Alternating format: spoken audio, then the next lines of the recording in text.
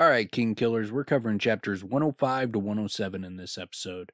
It's a good one. We're going to talk about Bast's reaction to the Cthaeh, Kvothe leaving Felurian, and then his second chance at a first impression with Losi. We also escalate our podcast war, suggest how most 16-year-olds would have told everyone about hooking up with Felurian, and present a great adaptation idea for Tempe in the bar. So sit back and enjoy. I got a scope zoomed in on the sniper in the trees. What's around if the devil wanna flee? I got a scope zoomed in on the sniper in the trees.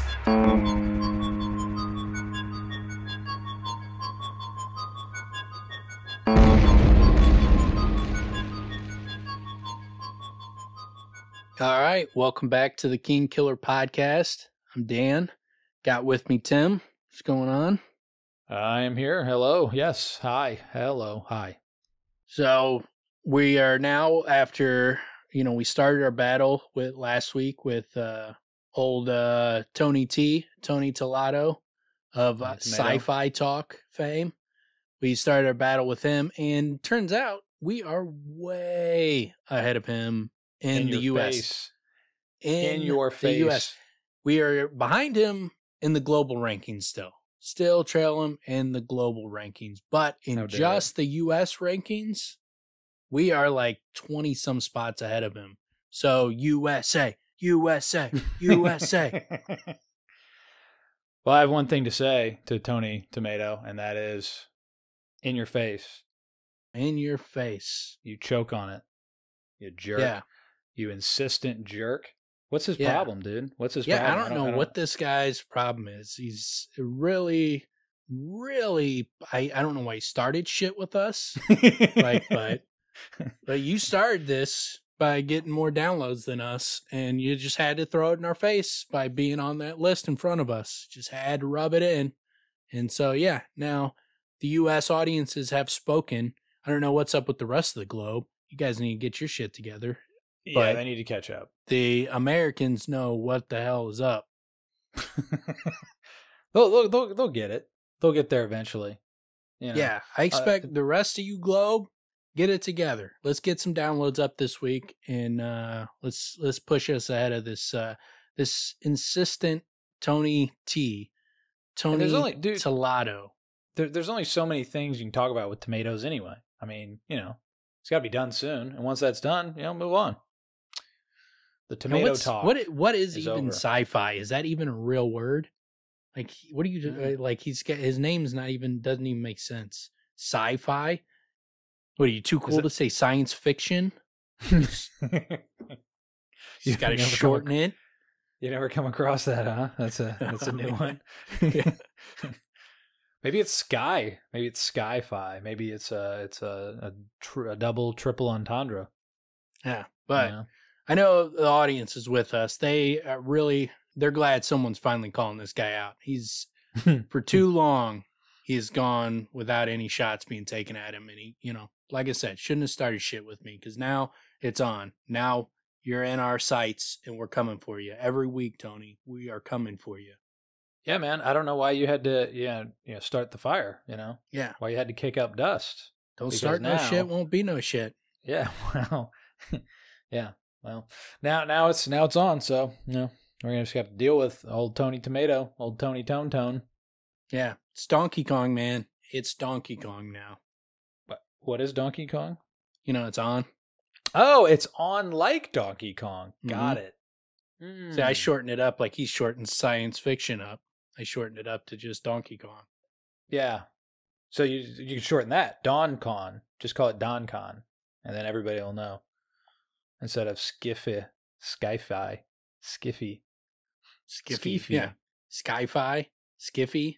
What a dumb name. This guy really made a mistake coming for us. Well, again, just he's very gonna get, insistent. These hot fucking takes in his face. We're just gonna come crushing down his podcast. His audience is gonna hear this, and they're gonna realize, yeah, he does. His name does kind of insist on itself. It's both names start with a T. Like, come on, man. You could one T wasn't enough for you. You had to have two. All those vowels. It's like they're too, making great points. Come on, They're man. making great points, Tony. When you depend on all those vowels, it's problematic. Yeah. Shouldn't need all those vowels.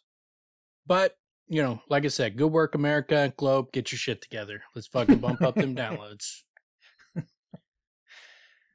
But we are starting off with chapter 105, Interlude, which is titled A Certain Sweetness.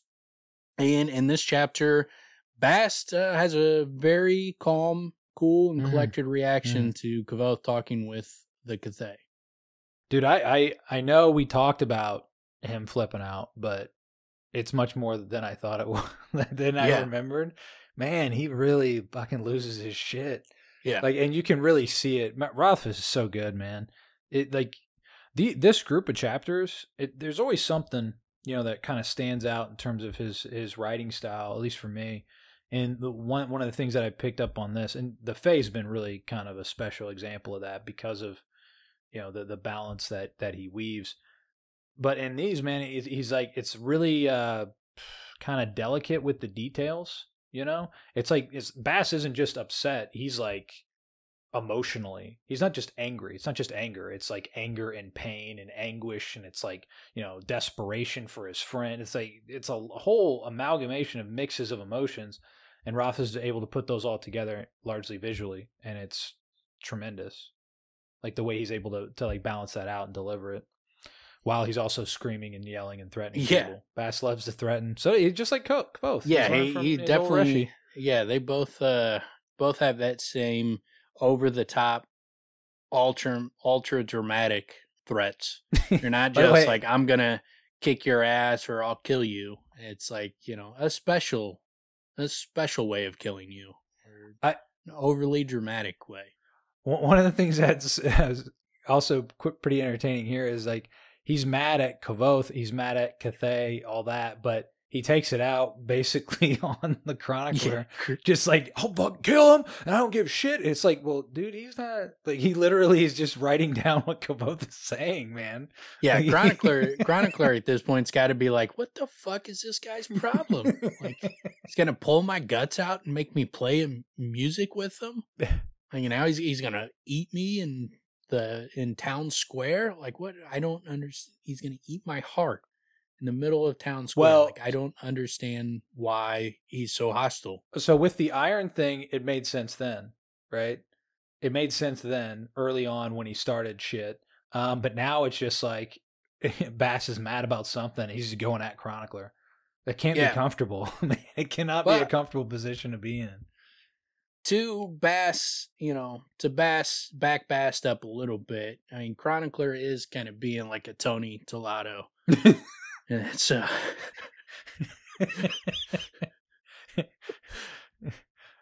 mean just insisting on himself by being in the room? Yeah. Just what are you doing being present? And Chronicler started it clearly, so I like how that whole energy that you're talking about is basically like you come in the room, you're a little bit aggravated anyway, and you're like, who the fuck's this guy? Who's this guy? What's his problem? What? Like, you mean he's just sitting there like eating soup? Like, yeah, look at him though. Look at the way he's eating it. Oh, you got to slurp it that loud? Like, everybody's got to hear you slurp. This how we do it? This how we do it? This how we do it? Like, man. Like, I don't know. Like, it seems like you might have the problem, buddy. But yeah, and so chapter starts with Kvothe motioning for Chronicler to stop, and he looks over at Bast. He's like, are you all right, Bast? He gave his student a look of concern. You look like you've swallowed a lump of iron. Reshi, you've never told me you spoke to the Cthaeh. There's a lot of things I've never told you, Bast. That's why you find the sordid details of my life so enthralling. And then Bast, at this point, like, he starts to relax, like, oh, okay, you're just messing with me. You didn't really go talk to him then. And he's like, it's just something you added to make things a little more colorful. And I like this part where he's like, please, Bast, my story has quite enough color without me adding to it. And then when Bast kind of flips out on him, it's like immediately ramps up to, don't lie to me. Yeah. Don't you lie to me about this. Don't you dare. And I like the fact that where Kvothe is sitting there going like, man, I'm not lying this is my chance to tell the honest story of my life. And, obviously Bast doesn't take it well, but I like that aspect where he does seem to make it pretty clear that, and I believe he's earnest here. I don't think he's just bullshit, and I don't think Rothfuss wrote this in as to be like misdirection. I think it's Kvothe being earnest that this is my attempt to tell the true story of my life, what really happened, the true, because that's kind of the plot of the book too. Yeah. Is him telling the true story behind this, his legendary figure telling the true story of his life behind all the, bullshit flourishes that get added on. Well, he's a legendary figure, and it's a sad story. So it comes across. So Chronicler sells him on the idea, and past that point, it seems as if what he's trying to do is set the record straight to some degree, right? And at least get it out there of like what actually happened, what the truth is within the story. Now, obviously, he bends the truth, and he even does it within this group in real time. But yeah, it does seem like what he is at least saying to Bast. Well, and also just Bast flipping out like this, just the subject of the chapter itself elevates the Cthaeh even more. Yeah, right? That event. Well, and then we get it explained too, like literally what it means, what power he holds, which is really quite chilling. It's important because there's obviously a lot of people that look at him as being an unreliable narrator, and unreliable narrator is another one of those words where people have their own special meanings for what that means. Sometimes when people say that, like, they just mean that, his memory is not going to be 100% perfect, or that, when he's talking to people, he's not in Dinah's head. So he misinterprets what is actually why she's doing what she's doing, or things like that, where because he's not in the other person's head, he's not analyzing why they're doing what they're doing, their motivations and their agendas and all that kind of stuff. He's missing those kind of things. And some people think of those things as being an unreliable narrator, and it's like, well, no, that's just being a narrator, and that's not just being realistic inside their head. Yeah, that's just inside their he's not. I think of unreliable narrator as intentionally misleading the audience, and I don't think he is intentionally misleading the audience. But that's done. That's also done. Well, yeah, I agree. That's also done, at least as far as I see it, in a different kind of a format where it's almost like it would be a compilation of letters that were written. You know what I mean? Or like it is a narrator telling a story, and yes, he could be trying to weave that story. And Rothfuss could, in some way, utilize that to really surprise the audience in an interesting way. But on things like this, it cheapens the story. It cheapens what he's doing, unless you can spin it to where it would make it more interesting, where Kvothe's not just, a bullshit artist, right? If this all just his imagination, a very fine line to walk if you're going to write 2 books and people are going to spend so much time analyzing it. If you're going to make, turn it when you go to book 3 and you're just going to be like, tricked you and just pull the rug back. And it was like, that was a lie. I tricked you. I got you to believe that. It's like, it cheapens how intricate the plot is and how intricate a lot of the things tie together. Like how, how the Melun Lackless is one of the ones that, is pretty much confirmed. We are 99% sure that Melun is Natalia, or not Melun, Natalia Lackless is Lorien, is Kvothe's mom. And so that's pretty much 99%. Everybody pretty much agrees that is correct. There's a few oddballs that have some crazy theories, like Felurian's actually his mom or things like that. And that's weird. Yeah, that's the appropriate look to that. I made the stink face. That idea, but but the way it's introduced into the plot, where like you can go back and you can see her reaction to the Lackless poem, Then you can see Kvothe when he's reciting the song that his dad sang about not tally a lot less. You can see the connection with Maelwyn when he meets her and some of the things she says. And then in the letter that he gets from people that are spreading gossip about the Lacklesses and other families. So there's all these little points, and you can connect them, but you got to go from book 1 and book 2, and you got to pull these things together and connect the dots. Mm-hmm. But if you can pull anything back and just be like, well, I was lying, and I wanted to trick you into believing that Natalia Lackless is actually Kvothe's mom, is actually, I tricked you into believing that, my mom is Natalia Lackless, but that's not actually the case. Those clues and stuff, I just made those up. Like, if you can do that, if you can pull things back with lies, that doesn't make the story better. It cheapens the story. And it pulls back on some of the cool aspects of the story and how intricate things connect. And then it also suggests, well, what else? What else are you lying about? Is this all bullshit? Because that's kind of the funniest theory that we come to, is like, this is all just his imagination and it's just been a fever dream and none of it really happened. Which yeah, that's fun. Yeah, that was great. That's where the end, you're like, yeah. I mean, something like that, you're like, it ruins the whole fucking thing. Where it gets to the end, and it's not only is it a dream, but it's like, some random person's dream, or like even worse, like it's like a dream from like Abrams, the guy that created Lost. It's just like him waking up like from a dream, J.J. Abrams or whatever his name is. Yeah. Yeah, that reminds me of like movies that I liked as I'm watching it, and the end is so bad that you're just like, you never remember it again. Never think about it. Because like the ending just like completely ruined the fucking the story itself, or the experience. Yeah, I mean, you can't have like a puzzle and you got all these pieces and then you're just gonna wipe all those pieces out later on with just like, it was a trick, it was a lie, I made that up to fool you.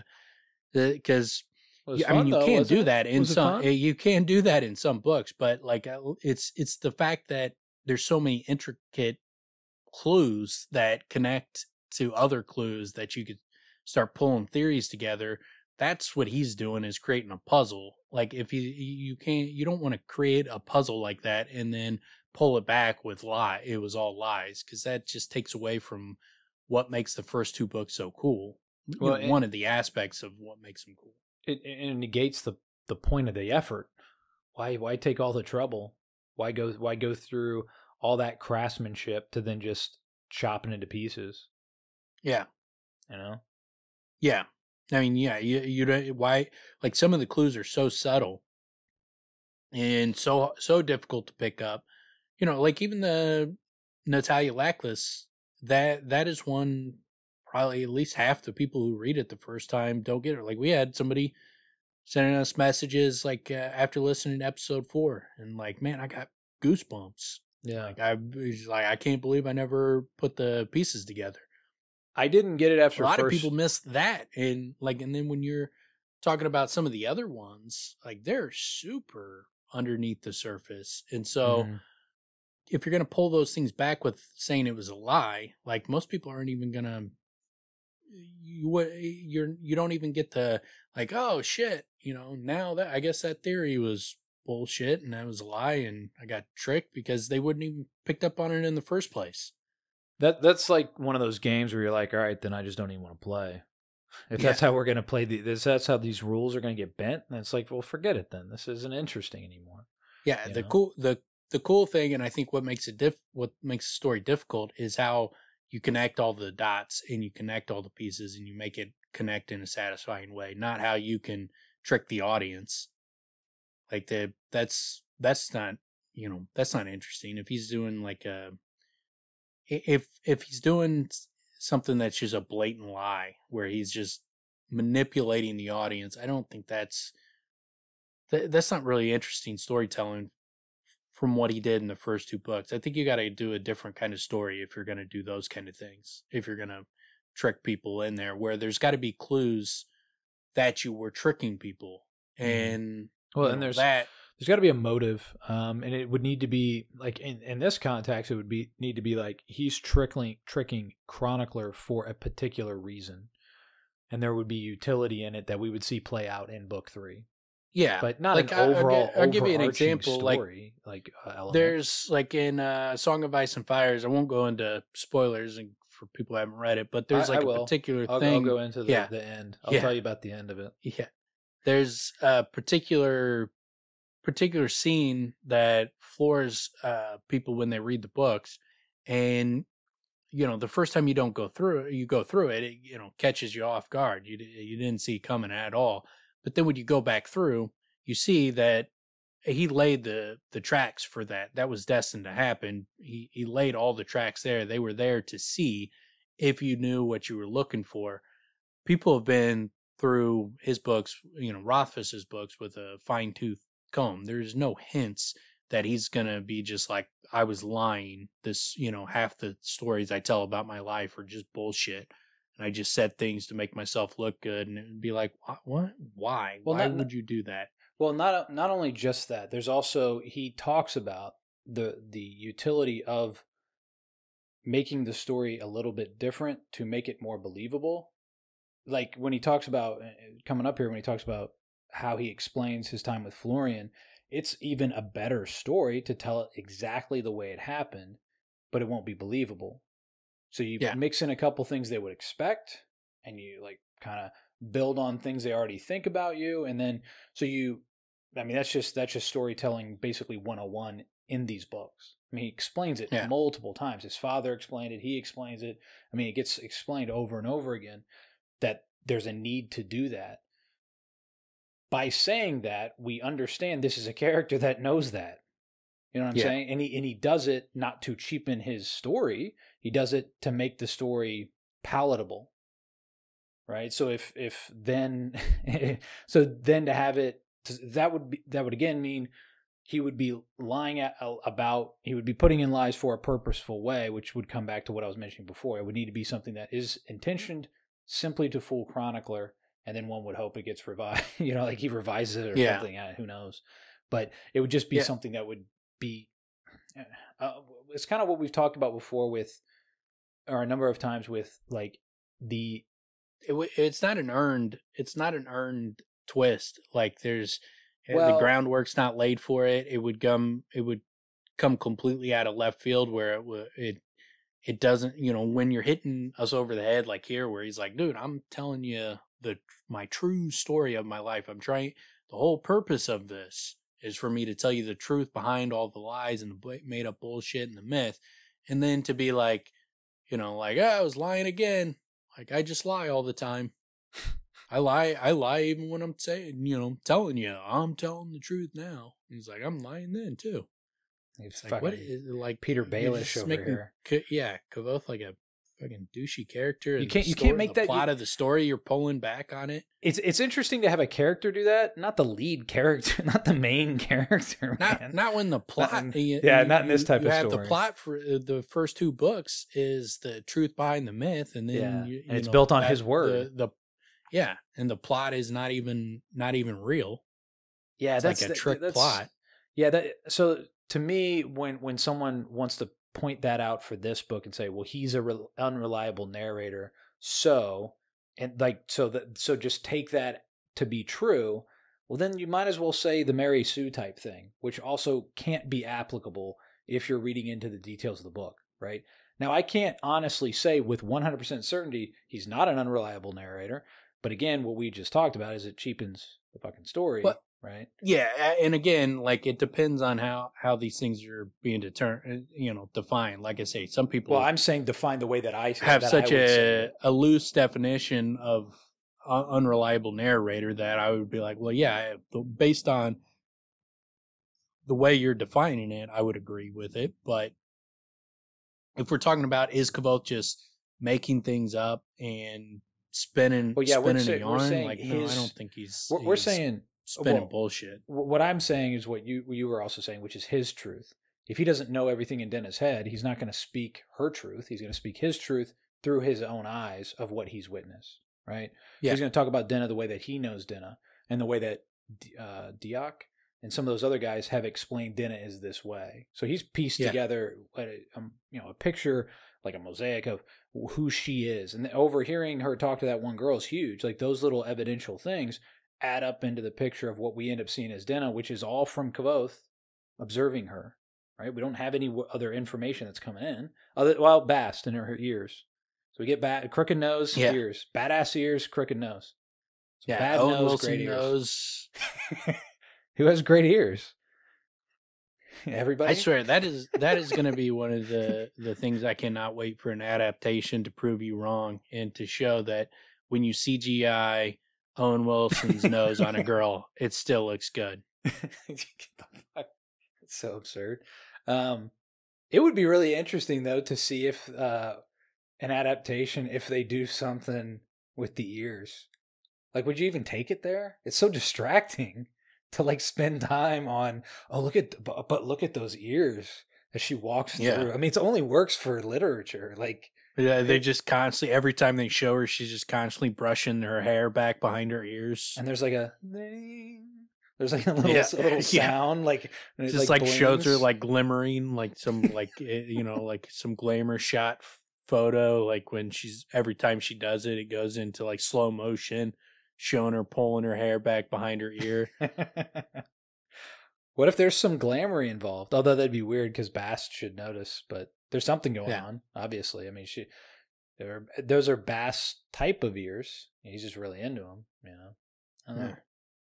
Yeah, but I think that is that's important that he so strongly strongly states that he's telling the truth behind the myths. He's trying to get the truth out there, trying to correct the record on some things. And I think that's largely what his big concern is. It's like there's people that think he's a Chandrian and think this and that, and there's obviously the stuff about Dinah, and he's obviously got an issue with that. So I think he's just trying to correct the record on everything and just make, not even paint himself in a good light. Like he tells some fucked up shit about himself and like what he does to Pike and all that kind of that kind of shit.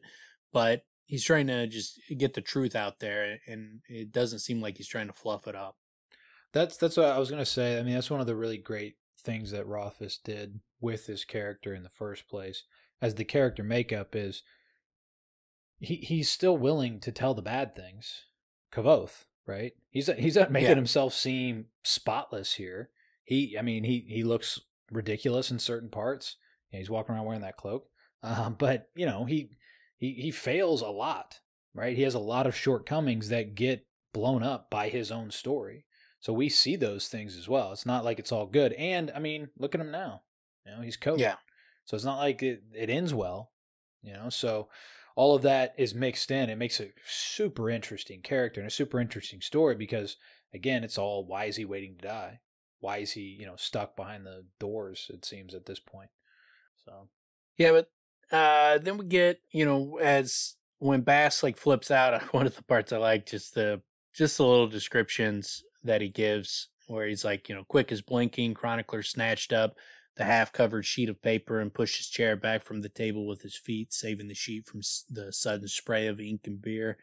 He's got couple of cool expressions in here that kind of paint the picture of the room, and what, the scene without belaboring the point.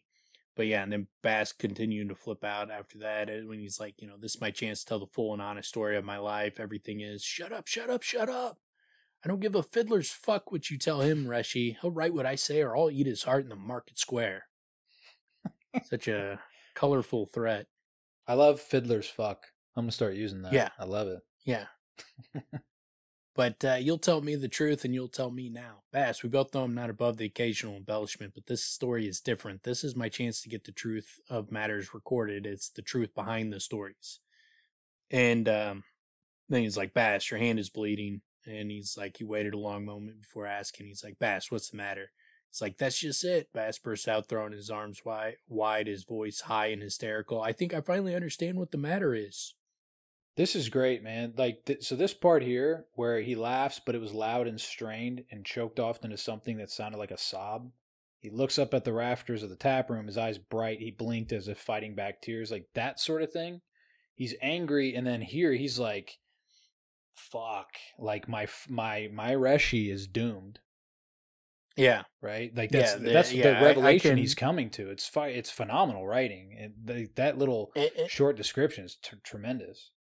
Yeah, I say I said the same thing. Good. It's a good visual description of, you can just see the pained revelation on Bast's face, and when he leans his head back, he's fighting back tears. It's kind of hysterically laughing, and you can just see like this is news. Whereas he's like, I cannot fucking believe this. Yeah, and he's like everything. He's like it's this realization that all my plans, everything, me trying to get him back and me trying to get him down, fix it and get it all back together and make it right. It's like it's all doomed to fail. There's nothing I can do if he talked to the Cthaeh. Yeah, I mean, just considering the idea that like a loved one did something and there's nothing you can do to help, and like that realization, like that's what he's sitting in. He starts out angry, and then he gets to this point. You're like, oh shit, there's so much more going on here. Like it's very layered. It's tremendous, man. And then I mean, why you would react in anger, because then it's just like frustration, aggravation, and desperation. Like, I can't even help you. What the fuck? Like, why would you do? And then it reels on from there. Yeah, and so he tells him, that the Cthaeh, it's a monster. And he's like, and I like the fact he's like, about the Baron Thaltha, about the White Sisters in the Laughing Way. How can you not know about the Cthaeh? It's a monster. Good Lord, Bast, is that all? You had me all in a sweat. I faced things far worse than. There isn't anything worse than the Cthaeh, Bast shouted, bringing his clenched fist down on the table again. This time there was the sharp sound of tearing wood as one of the thick timbers bowed and cracked. Reshi, shut up and listen. Really listen. You know who the Sith are? They're a faction among the Fae, powerful and with good intentions. I think it's interesting that he says good intentions, because that's typically the thing you would say about someone who's done something messed up, who they had good intentions, but they fucked up. And so it's interesting. Like, rarely do you say good intentions if there's not a but behind that. Yes, it's always carried with, there's a big problem there. Something bad happened, but good intentions. Which, fuck, man, how many bad things happen from good intentions, man? Yeah, and good typically intentions is the he's a nice guy of of compliments. Well, in a different regard. Actually, that's a nice guy, but he's they had good intentions, but that's actually a great example. That he's a nice guy thing is always like, this is someone I'd never want to hang out with. It's always like, look, I don't want to be a dick, but whether you finish the sentence or not, you can, if you say he's a nice guy, or they had good intentions, there's a but behind that. That's going to undercut what you just said. What's interesting about the good intentions thing, though, also is that more times than not, there's a lot of corruption involved, but like in our world, but he goes, you don't understand them if you use the term good intentions, but if any of the Fae can said to work for the good, it's them. Their oldest and most important charge is to keep the Cthaeh from having any contact with anyone. So I think it's important to note that Bast does believe that they work for the good, as much as any of the Fae could, because this is the group that the Chandrian one of the groups that the Chandrian specifically point out is, who protects you from the singers, the Sith or Scythe, and the Amir. So this is that group. That's Haliax speaking to Cinder, right? Yeah. This part here also. I just wanted to point out it's another part of great writing by Rothfuss, where saying a lot with a little. Kvothe's understanding, where he says, "I didn't see any guards," said in the tone a man might use to soothe a skittish animal. So I mean, he's trying to work with Bast here, because Bast is flipping the fuck out. Which, it makes sense, because he tried to be like, oh, you had me worried there. I've faced down, dude, shut the fuck up. That's not it's not what you think it is. And then brings up the scythe, which again elevates the Cthaeh to another level, which we didn't know how elevated they should be, is how or he should be, whatever it is, the snake should be. Yeah, he's what's her Felurian's reaction to the Cthaeh when she's in a super panic when Kvothe comes back, and then Bast is having an even bigger flip out. Like, well, it's important to get it from more than one perspective, right? Because we haven't really heard about the Cthaeh much. So you get it from Felurian, it could just be, well, that's her thing. Plus, she's I mean, talk about unreliable. We don't know what to rely on with her, right? Because she's in a different world. She's a completely different type of person. She's not really a person. I mean, there's so many other things. So to have it also come from Bast, who's more in a concrete setting in our own minds of who he is and how he interprets the world and how well he knows Kvothe, Kvothe, whatever. Well, yeah, I mean, she doesn't really spell it out. Like Bast is taking the time to spell out why she was panicking and why he's panicking. And he's panicking when he knows this happened a while ago. Yeah. So he's still panicked about, even though, passage of time has gone by. So it establishes how dangerous the Cthaeh is, but it also establishes that one of the opponents of the Chandrian is, basically, according to the Fae, would be, as close to on the side of good that any of the Fae could be. And so I think that's an important distinction because of the fact that there are people who believe that the Chandrian are like secretly going to be the good guys. It's going to be in one of those twists that they're going to be the good guys. And I think the fact that, Felurian's reaction to the Chandrian, where she won't say their name, she's immediately like, dude, I will kill you if I need to get you to not talk about these guys. And then Bast, him bringing up the scythe and bringing up the fact that they are on the side of good, and Haliax has already established that they're ones that's a group they fear. Mm-hmm. So it's clearly, when you say one side is the good side and another side fears the good side, it's usually because they're the bad group. Yeah. Process of not really elimination, but makes sense. Just a connection. And, and then when you give, all the other context to it, it just seems like it's going to be a hard sell to make them be secretly good guys. But yeah, he's like, I didn't see any guards. And he's like, I came for all the salt in me. Guess how you slip past them, Rushy. If anyone managed to come in contact with the Cthaeh, the scythe kill them. They kill them from half a mile off with their longhorn bows. Then they leave the body to rot. If a crow so much as lands on the body, they kill it too. I think it's interesting too that they use bows because of the story with the Adem and how they started. So did the Adem come from them? And this is the group that splintered off and went into the Fae maybe, whereas the Adem went to where they went.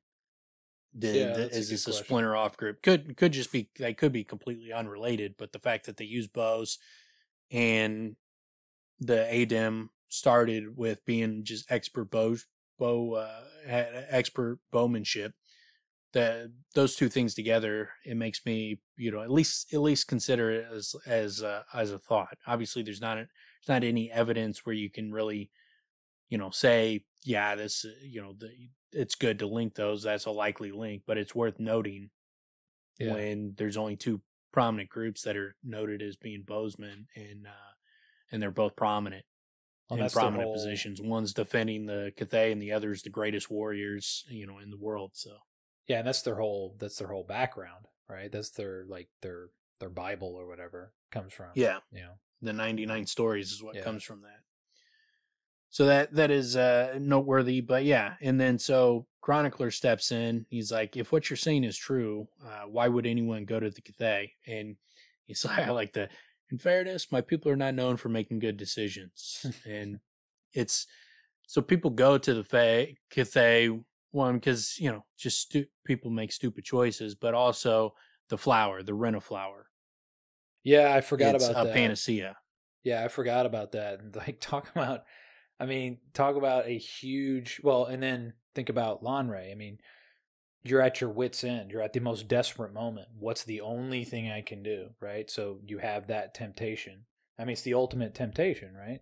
And if you have the panacea growing on the tree, I mean, ultimate temptation to get somebody to start talking to this son of a bitch. Yeah, especially, I mean, if you have some incurable disease or someone you care about has an incurable disease, it'd be tough to resist. Mm-hmm. And you're just like, what? Just he's gonna say words to me? Who cares? Yeah, be like, fuck it, dude. I'll just turn it off. I don't talk to him. I will plug my ears. Just run up like la la la la la la la la. It's like, ah, damn it! The one thing I didn't think of, I never considered. And it's like, and I see all possible futures. How did I not see that you could just plug your ears and go la la la la la la la? That's the ultimate defense. Yeah, like Cthaeh's that's his kryptonite. You wear stocking cap, right, and then like the headphones that people wear at the Indy 500, just block all sound as much as you can, and plug up your ears, and as you're walking up. Yeah, man. There you go. There's your defense. Just bringing a boombox with you, just blaring it, like 2 boomboxes over the shoulders, both blaring music into your ear. I like it. Yeah, I like it. What are you playing in that moment? What are you playing to the Cthaeh? What's that song? Dun, dun, dun, dun, dun. I'm trying to think of I can't think of the name of the song, but you got to play some kind of rock song. You think so? Yeah, something that constantly shreds or whatever. Yeah. God damn it! What is that? Because we mentioned so many ACD songs. For those about to rock, we songs, salute you. Was that it? Yeah, something. I thought like that's what that kind of sounded like. It made me think of.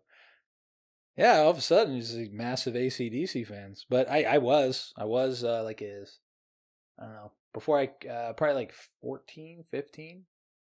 I love this shit. You play some Milli Vanilli song, and then the Cthaeh gets you with the like, hey, let's do that running high five. Set the thing down and go run back, and then he can talk to you. She got the boom boxes off your ear. Just couldn't help screws you up. Yeah, just couldn't help it. He's a master. Blame it on the rain. Oh. Yeah. just hearing that chorus literally like makes me nauseous.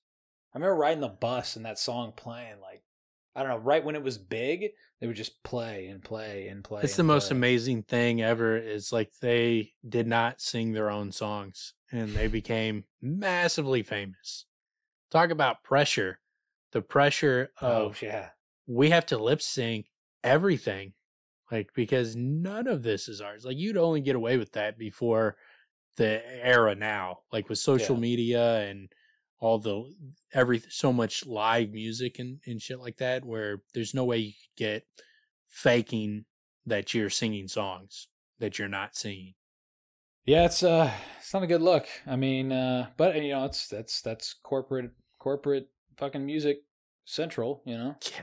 Just like, well, we got the look. What's the sound? All right, let's put that together. Boom. I don't know who produced that, but I guarantee you they suffered no consequences whatsoever. The only people who like the twins. It was all on those guys. They took 100% of the blame. Nobody involved in managing it or producing it that roped these guys in. I can just see like the guys that convinced them, like, no, this will work. Don't worry about it. We got you covered. And the moment it came out, they just turned and went, "How dare you?" They tricked me too. I did not see it coming. No, that's what I'm saying. No, they literally look at Milli and Vanilli and say, "I can't believe you would do this." Yeah. Those bastards. We all were tricked. All of us, including me, were duped. Well, what about the producer that was involved? We should all of us should be mad at them and only them. And the question comes up, like, well, but who produced it? Who was the A&R and everything? Like, they did it all. They're wonderkins, man. They did everything. Hold on. You signed them without like ever seeing them sing in person? That mixtape, dude. That mixtape was hot. It was hot. Yeah, I love that idea of just trying to remove yourself from any culpability. Yeah. No, I didn't know. Nobody knew. Nobody knew. They fooled us. Now I'm wanting to look into it. How dare you? But yeah, he talks about the Wren of Flowers, and he's like, I can understand now that might draw a person in, even if they knew better. And he's like, I have to admit, I don't see the trouble. The innkeeper looked up and he said, I have to admit, I don't see the trouble. He said apologetically, I've seen monsters pass. The Cthaeh fall short of that. He's like, that was the wrong word for me to use, Reshi, but I can't think of a better one. If there was a word that meant poisonous and hateful and contagious, I'd use that. And he talks about how not only does it see the future, but it sees all possible futures, and it clearly and perfectly. It's not like just, it sees it in a vague way. It knows every word it says to you, how it will change your course of your life. And it sees it perfectly, how it will change it in exact detail, exactly every twist and turn of your life. Any word that he says to you, he knows exactly what it will do. Whether it will do nothing or do everything, he can see that. And he can see whether, his inflection and how he says things. And, it's like the same thing when Kvothe was walking up. He knew if he dropped something, one of the butterflies down, that it would catch his attention and he would come over. So he would know that how to get your attention. He would know what he has to say to you to send you down the worst possible path for your life. Obviously, the limitation is whatever the worst possible thing you could do, he can't do worse than that. So if the worst possible thing you could do, the worst outcome for your life, the worst trajectory would barely had any impact on the world, then you're not going to be very useful for him. But for someone like Kvothe, who's got a lot of power and a lot of notoriety, and he's a big figure in the world, that kind of guy would be a dangerous person for the Cthaeh to get access to. And perhaps the most dangerous, depending on what happens, right? I mean, the world's in a real fucked up place at this point. And I guess, clearly he sends him on a path, right? When he talks about Denna. He sent him down a path to the Adem, for one. He's got him going with the mayor. The mayor will obviously come back. He's going to send him down a path to meet the mayor again. So the Lackless box, it seems like, he's sending him down a path to maybe kill a king, open the doors of stone. Like, dudes, the Cthaeh seems directly, responsible for some aspects of what goes down. Yeah, it's interesting because of what he said. Well, but the interesting thing is we can't know what would have happened if he didn't meet the Cthaeh, because there's no undoing it, right? Yeah. So we can't know what wouldn't have happened, but we do know based off of what was said, what the Cthaeh talked about, right? When he went on about Cinder, and he went on about the mayor, and he went on about Denna and all those details, what that would spin Kvothe into, so it's, dude, again, it's such an interesting thing to choose to do from Rothfuss's perspective. Like this idea of, like, he can send someone like an arrow into the future, right? Like a pointed objective, right? Just like that all-knowing sort of, just to place that in the world is so interesting because of what elements that does bring, and it basically tells us, so this, in so many ways, this is why Kvothe's doomed. He has his arrogance and he has his folly, right? He has those things that are already his flaws. But with the Cthaeh, if Bast is right, fate's sealed, And it's interesting just in the way it's done, because like if the Cthaeh was just walking around in the world, like, he would have already destroyed it by now. But yeah. That's so. Yeah. You have to have like a tied down element to it. Yeah. So like the way he limits it is interesting. Like it lives in a tree. It seems like it's like a snake or something. It's not even a person like living in a tree. And how would that even work if it was like a person? So it seems like it's a snake has to stay in this tree and can't come out. It doesn't lie, whether it can or it can. It seems like both Bast and Felurian say it tells you the truth. But it uses the truth, and it uses its foreknowledge of every possible future. It uses those two things to send you down the worst path it can possibly send you down, and what's going to be the most destructive towards the world. And so it's very malicious, but it's also very limited, because you like there's an entire group out there that kills anybody that comes near the tree. So the Cthaeh's not getting a lot of these opportunities to talk to people, to send them down, down these bad paths that fuck shit up. But when he does also get a chance, interesting. It can be very deadly. Well, and it's not like he's getting repeat visits, right? He's getting this one. If he gets a chance, it's this one chance. Like, you better, make it count, basically, what it comes down to. But like you said, he's malicious and vicious and toys with the butterflies. It's a great visual element to mix in, too, because what he does to the butterflies is what he's doing with people's lives. Yeah. Right? He's just like, whatever. I don't like your face. Whatever. Like, I don't like your free spirit. I don't like your, I don't like your sunny disposition. How about that, Kvothe? Yeah. But there's got to be something magical that binds it to the tree, because otherwise, why couldn't it just slither off? Like, I mean, even if you're like, well, there's people guarding it that could shoot it. It's like, well, they could go and burn down the tree right now if that's the case. So, like, if it's just a matter of they can kill it, then why don't they kill it? I think, like you were talking, or when Felurian was saying, oh, the things they made, right? Well, this is one of the things that got made, right? This was perhaps it was a shaper. Somebody made this super malicious, future-telling element. Yeah, it could. I guess it could be, because the statement is Iax talked to the Cthaeh before he stole the moon.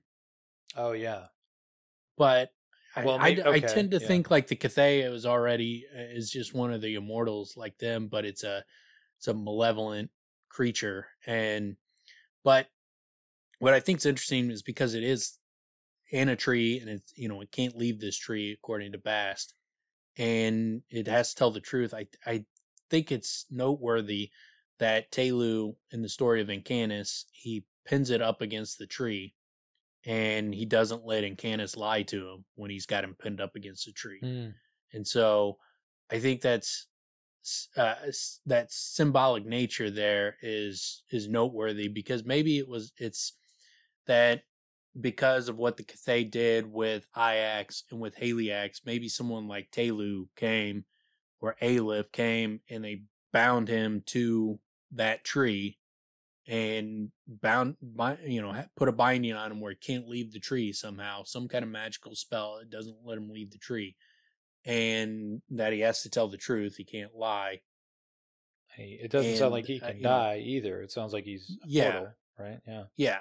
And so maybe there's something to that, where it's hinting at the fact that the Cthaeh was locked up in the tree by someone like Tehlu, and he's bound there through magic. And then the Scythe are also, because of their relationship with the world, and that they're trying to it seems like hunt down bad guys and like the Chandrian, and protect people, stop people from going and talking to the Cthaeh, whatever their ultimate goal is. But I think, it could be the case that Tehlu locked him in the tree, and the Scythe are there to kind of protect it and defend people from going up and seeing it. And they're just trying to limit the amount of damage that the Cthaeh can do because of what it already did with Iax and Haliax. Mm-hmm. Yeah, that's really interesting. You want to get it behind a door of stone or something, right? I mean, it sounds like it has its element. It's in the Fae, so it's already not going to be sought out by a lot of people, right? So it's going to have its limitations in terms of the damage that it can do. And like you said, the Scythe is there. Or typically there, at least. So there's very few people that ever have a chance to get to it. So it is very limited, but it's such a malevolent, malicious, whatever you want to say, force that, man, again, it's really interesting to just have that peace in the world. I guess it's, evil still lives in the hearts of men, right? That idea, it's there. It's in the world somewhere. Typically, people don't delve down those avenues, but it's there, right? It's kind of symbolic in that sense too. And it's, I like it. And so like there's how did it get there? Why is it stuck in the tree? Why don't they kill it? Those are obviously big questions that I'd like answers to. And then also, where were the Cthaeh? Why didn't they kill Kvothe? Is it something the Cthaeh did, or someone did to help the Cthaeh because they wanted Kvothe to talk to him? Or is it like an Adem Chandrian type situation where this is part of Kavothe's destiny, pulling in? Well, I mean, yeah, like, well, I wouldn't even say destiny. I would say more just like people are guiding him. You know, they're using him. That's kind of what I mean. Yeah. But more, rather than like the chosen one, more of he's being manipulated and controlled behind the scenes. But yeah, where were they? I mean, did someone like did the Scythe intentionally let him go see the Cthaeh because they have some kind of purpose behind the scenes that we don't know about? And that's why he says good intentions, because, they should have stopped him. But he seems to be completely unaware that that's even part of their purpose. So I'm not even sure if he's met them. He probably maybe just heard stories about them. But it's interesting. Where were they? Why weren't they there? It's tough to say. Obviously, that's one of the questions it'd be interesting to get an answer to in the third book. Because if that's your one job, well, you messed up letting Kvothe, of all people, go talk to the Cthaeh. Yeah, man. Yeah, where's your radar? Whatever the fuck they're using. They took a break. Took a smoke break the wrong time. You know what? Yeah. That makes me think Grey Dalcinti came in, packed smoke, started passing them around. It's like, hey guys, let's take a little break. They all chilled out. They're just chilling, sitting on Greystones. Yeah. Bumping cigs, busting cigs. And yeah. Grey Dalcinti got him, tricked him. He like brought in like a rack of dusters and had him trying them on, and they got completely distracted. Rolled in with a rack. Yeah. I'm picturing this, wheeled in rack of hanging dusters. Yeah. Hey guys. Passing out cigs. Of course he doesn't speak. It's fucking Grey, man. It's all just attitude. Look at him. It's like, hey, remember? You remember last time I saw you, you were commenting on my duster. Well, look what I brought. There's one guy in the group's like, aren't we supposed to be doing something? Dude, shut the fuck up. Yeah. Like, dude, you can take a break for a couple of minutes. We haven't taken a break in like an eternity. Yeah. It's fine. Yeah. One break. What's the worst that could happen? The end of the fucking world. Yeah.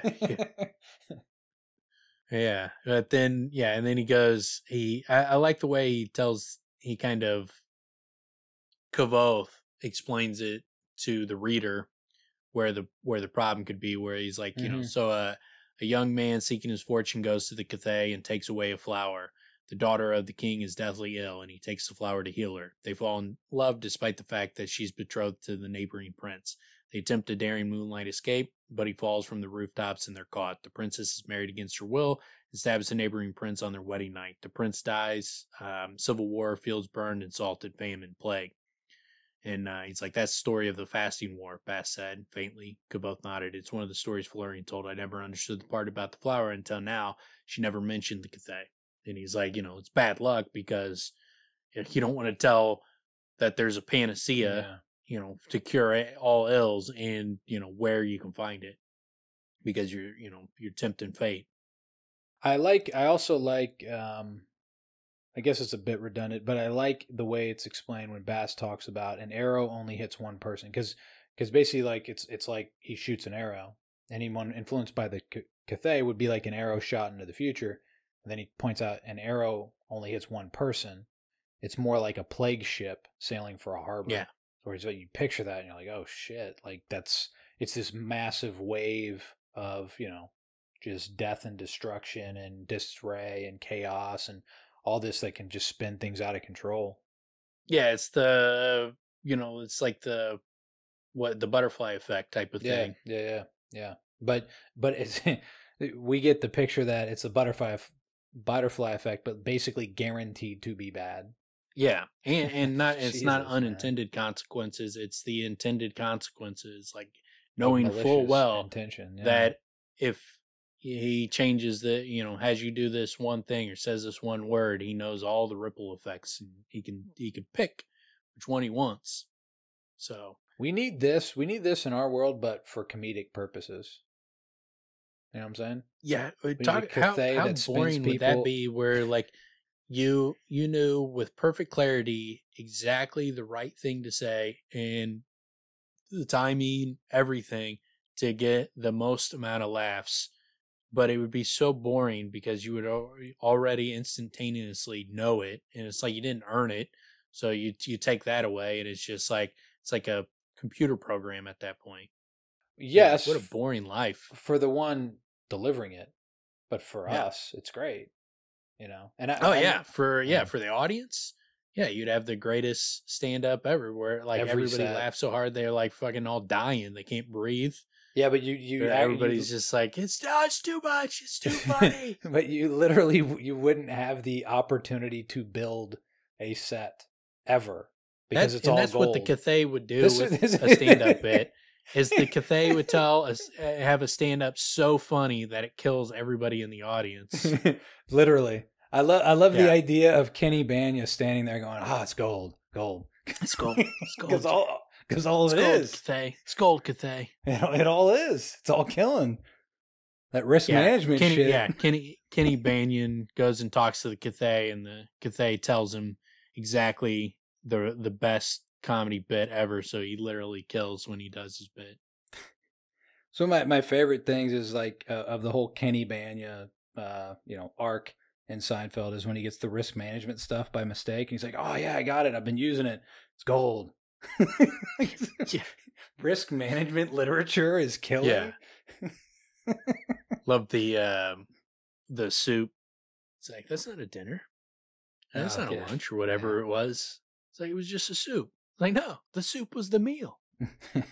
Yeah, that's great. No one told you to get soup. Whatever the fuck you want. But this is it. Yeah. Load up, man. Should have got them crackers. Yeah.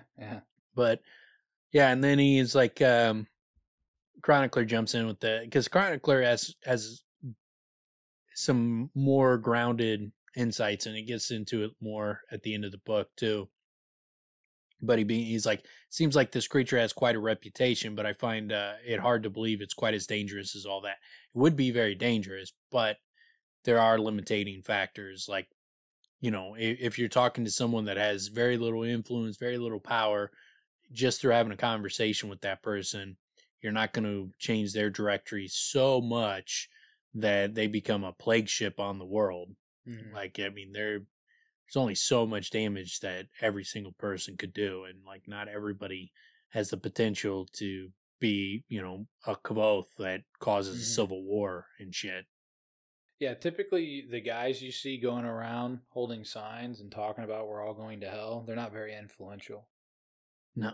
You know what I'm saying? That's kind of what I'm picturing in this moment. Obviously not the same thing, but those guys are the opposite of convincing. They become social repellent. But yeah, and then so when he says that though, Kvothe not Kvothe, Bast looked at Chronicler incredulously. Iron and bile, he said, his voice quiet. Do you think I'm a child? You think I don't know the difference between a campfire story and the truth? Chronicler made a mollifying gesture with one hand. That's not what Without taking his eyes from Chronicler, Bast laid his bloody palm flat on the table. The wood groaned and the broken timbers snapped back into place with a sudden crackling sound. Bast lifted his hand, then brought it down sharply on the table. The dark runnels of ink and beer suddenly twisted and shaped themselves into a jet-black crow that burst into flight, circling the taproom once. Bast caught it with both hands and tore the bird carelessly in half, casting the pieces into the air where they exploded into great washes of flame the color of blood. It all happened in the space of a single breath. Everything you know about the Fae could fit inside a thimble, Bast said, looking at the scribe with no expression at all, his voice flat and even. How dare you doubt me? You have no idea who I am.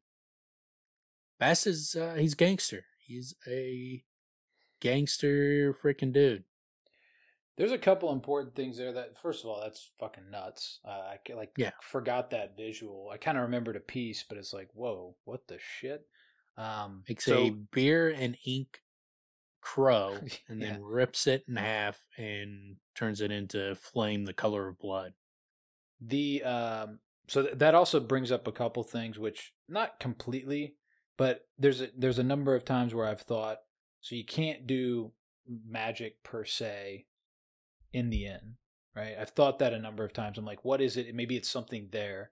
I know it's things within Kvothe. It's like his name and stuff like that. I know a lot of that is what's really at fault. But I've toyed with the idea that maybe there's something about the inn itself. The fact that Bast can do this, now he is also completely different. He's of the Fae. He's got different capabilities and all that. But it just kind of, it hurts that idea to a degree that I had in my mind that, maybe there's some type of, I don't know what to call it. It would have to be a very cloaking specific sort of limiting factor, because Bast is got the glamour for his legs. Yeah, He's got he does the magic when Kvothe gets his teeth busted up. He makes that little dip and then takes the milk and swishes it in his mouth and spits out. No, he transfers the wound from Kvothe's mouth to his own mouth. Does that little magic. When Kvothe hurts his tooth, Kvothe's like, I'm going to lose my tooth. And Bast's like, you will not. So he gives him some paste to drink and then, swishes it back. And then when he spits out, it's all frothy blood looking. Took his herpes? Wow. That's crazy. Yeah. It's a good friend. And yeah, very good friend. But yeah, so he does multiple forms of magic. Chronicler calls the name of iron. Kvothe makes the bottle break. So right. I get it. I was wrong. I get it. Okay? Yeah. Yeah. There's numerous examples of magic, but I think what it could be, we've talked about, is I think if he changed his name, or Ari changed it for him, and she shaped him into a different person, it could be that because was completely shaped into someone else, he doesn't have the sympathy training anymore. The muscle memory's gone. All the training that it took to become a great sympathist would, it could be gone if you're a new person that's not lived those things. It takes training to get good at those things. He loses so if you were changed, fighting would you abilities. lose those? Yeah. Yeah, whereas you have the memory, exactly what you're kind of supposed to do, but it's not the same as actually practicing those things for long periods of time. So if you change someone fundamentally where they didn't experience those things and they just have memories of it, that would not be the same thing. The practice is necessary. Otherwise, you could just tell someone how to do these things and they could just do it. They wouldn't need to practice. It'd just be like Allen Iverson, where practice was, unnecessary. Well, and unnecessary to talk about as well. There's no reason to. But yeah, and so, and he's like, I swear by my tongue and teeth, I swear it on the doors of stone, I am telling you 3,000 times, there is nothing in my world or yours more dangerous than the Cthaeh. There's no need for that, Bast, Kvothe said softly. I believe you. Bast turned to look at Kvothe and sagged miserably in his chair. Wish you didn't, Reshi. And he's like, so after a person meets the Cthaeh, all their choices will be the wrong ones. He's like, not wrong. Catastrophic.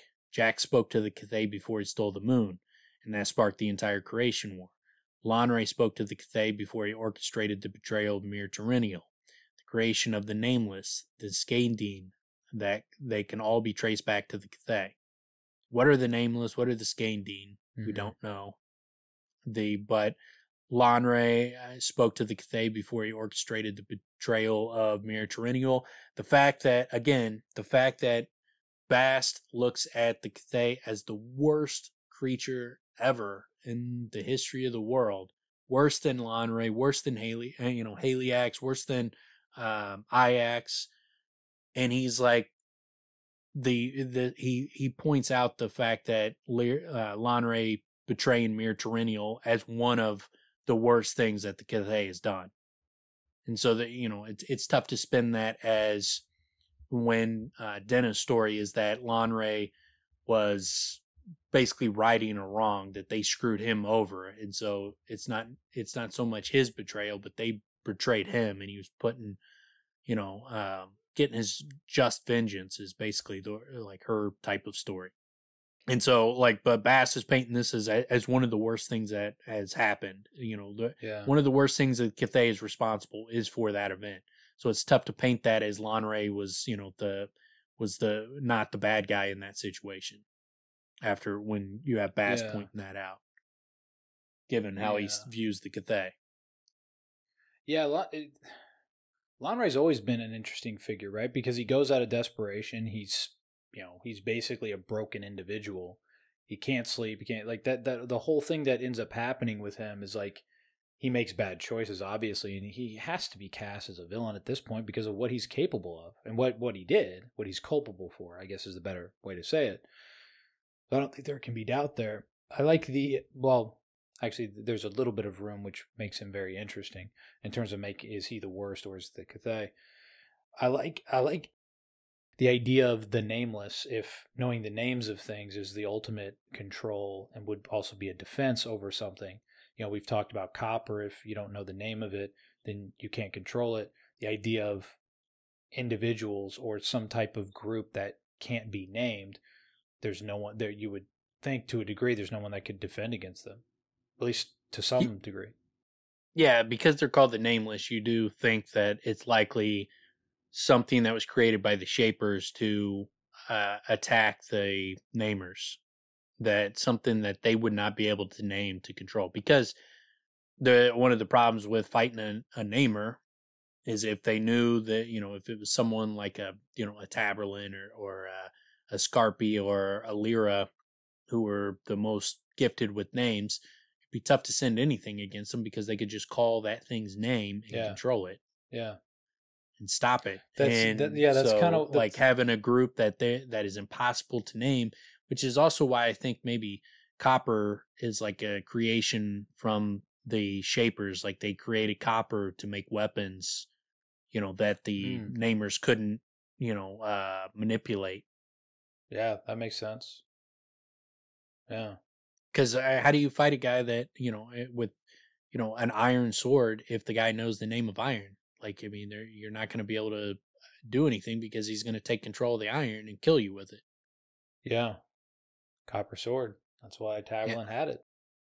He's swinging a big penny around. It also, it seems to, like the Felurian mentions that copper, you know, they fear copper. Is that because of naming things, or is there something fundamental that makes the Fae vulnerable to copper in some other way, where it could be that Taborlin has a copper sword because of, you know, to be able to attack creatures from the Fae, or it could be that, you know, Taborlin is a Shaper, and so, you know, maybe Taborlin is someone like Ajax or something like that. Maybe these are stories of Ajax, but the fact that their story is against Taborlin versus the Chandrian makes me think that's highly unlikely. But the fact that he has a copper sword throws into question, like, why? Who's he using it against? Yeah, I mean, I guess the Nameless. Yeah. Right? Maybe, but why would you need a copper sword against the Nameless? They're not namers. You would want it against namers. Nameless doesn't imply that they have the power of naming. It implies that namers can't call their name to control them. Yeah, that's what I mean. Oh, yeah. Oh. But regardless, yeah, I don't know. Like there's numerous ways you could go with the copper sword, but it is extremely noteworthy that he carries one, because why? Who's he using it against? Because obviously, if it's something you can use against namers, it's interesting that he would have a sword to use against namers, given that, you know, in the large scope of the history of the world, the namers are largely viewed as the good guys in the creation war. But yeah, and then so Bast looked at him, you know, or it goes to him. He's like, it does more than that. In our plays, if the Cthaeh tree is shown in the distance, in the backdrop, you know the story is going to be the worst kind of tragedy. It puts it's put there so the audience knows what to expect, so they know everything will go terribly wrong in the end. And Kvothe looked at Bast for a long moment. "Oh, Bast," he said softly to his student. His smile was gentle and sad. "I know what sort of story I'm telling. This is no comedy." And then, you know, Bast looked up at him with hollow, hopeless eyes. "But Reshi," his mouth moved, trying to find words and failing. The red-haired innkeeper gestured at the empty tap room. This is the end of the story, Bast. We all know that. Kvothe's voice was matter of fact, as casual as if he were describing yesterday's weather. I've led an interesting life, and this reminiscence has a certain sweetness to it. But this is no dashing romance. This is no fable where folk come back from the dead. It's not a rousing epic meant to stir the blood. No, we all know what kind of story this is. The fact that he mentions this is no fable where folk come back from the dead, again, I feel like Simon is gonna bite the dust. I think someone close to him is gonna die, and I think more so than Ari, Simon is the one that seems like the innocent guy that, if you took him out, that would be the one that would hurt. Mm-hmm. Yeah, I think so. And that leaves Fella alone, right? Yeah, I think it does seem, just the way stories work, it does seem, Ari does seem like one that would also hurt, but she seems, I don't know, it does seem like Simon would be it's kind of low-hanging fruit to a degree, I guess. Yeah. Well, and then, you have the fact where he's like, his face was calm without a trace of anger or bitterness. Like, he's accepting what is happening to him. Yeah. And I mean, he's accepting it. It's not, he's not anger or bitter anymore. It's just, it is like you always say, at the end of the day, it is what it is. What clearly has been reiterated, he is waiting to die. He's not real happy about it. And and so, and the chronicler says, it's not over if you're still here. It's not a tragedy if you're still alive. Bast nodded eagerly at this, looking back at Kvothe. Kvothe looked both of them for a moment, then smiled and chuckled low in his chest. Oh, he said fondly, you're both so young.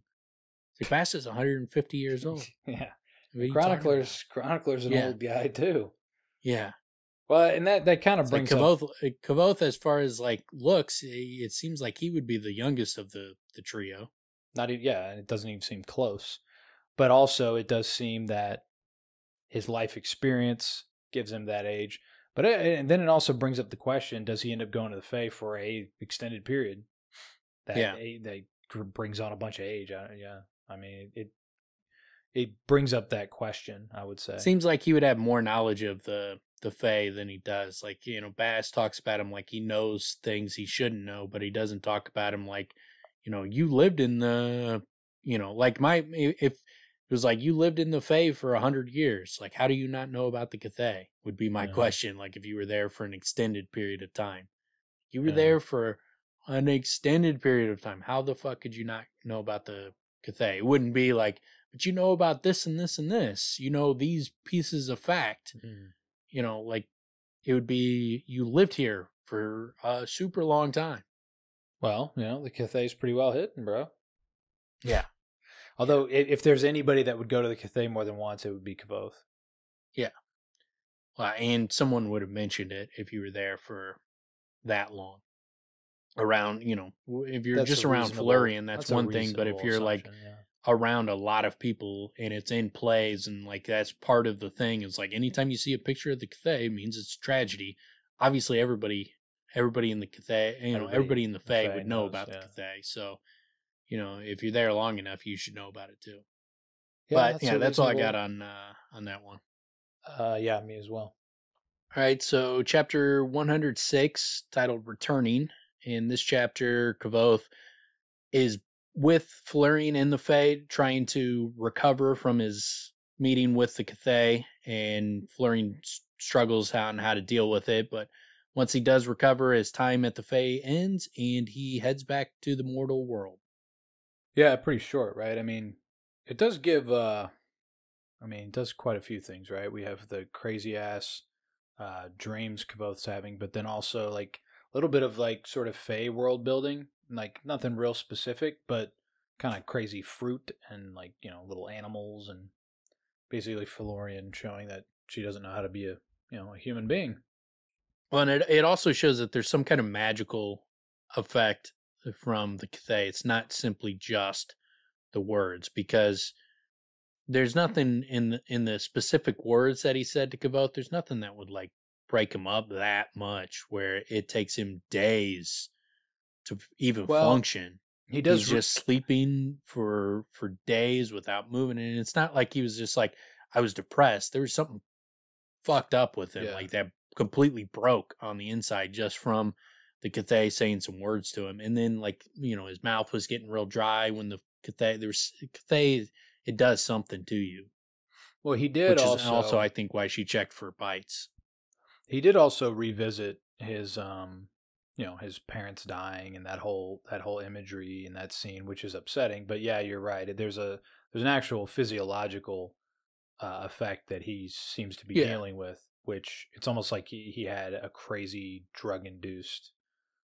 Like it's almost like he's having a reaction to something that was injected within him. Yeah, because like when he had the plumb bob, like that broke him up, and he had a few bad nights, but it wasn't like this extended period of time. And he was like, when the plumb bob happened, it's a similar effect. It seems like a similar effect to what the Cthaeh did to him. That the plumb bob maybe has some kind of similar that they both had some kind of similar effect where the emotions were way more intense than normal, where it's but the Cthaeh, it was much worse. This description's much worse. Like he was completely out of commission for a while, it seems like. Yeah, I mean, it doesn't seem like he can't even interact with Felurian. Yeah, right. He's literally just distraught and laying in bed. He doesn't do anything. Yeah, so I mean I'm curious what exactly the Cthaeh's words do to you, like what kind of actual impact it has.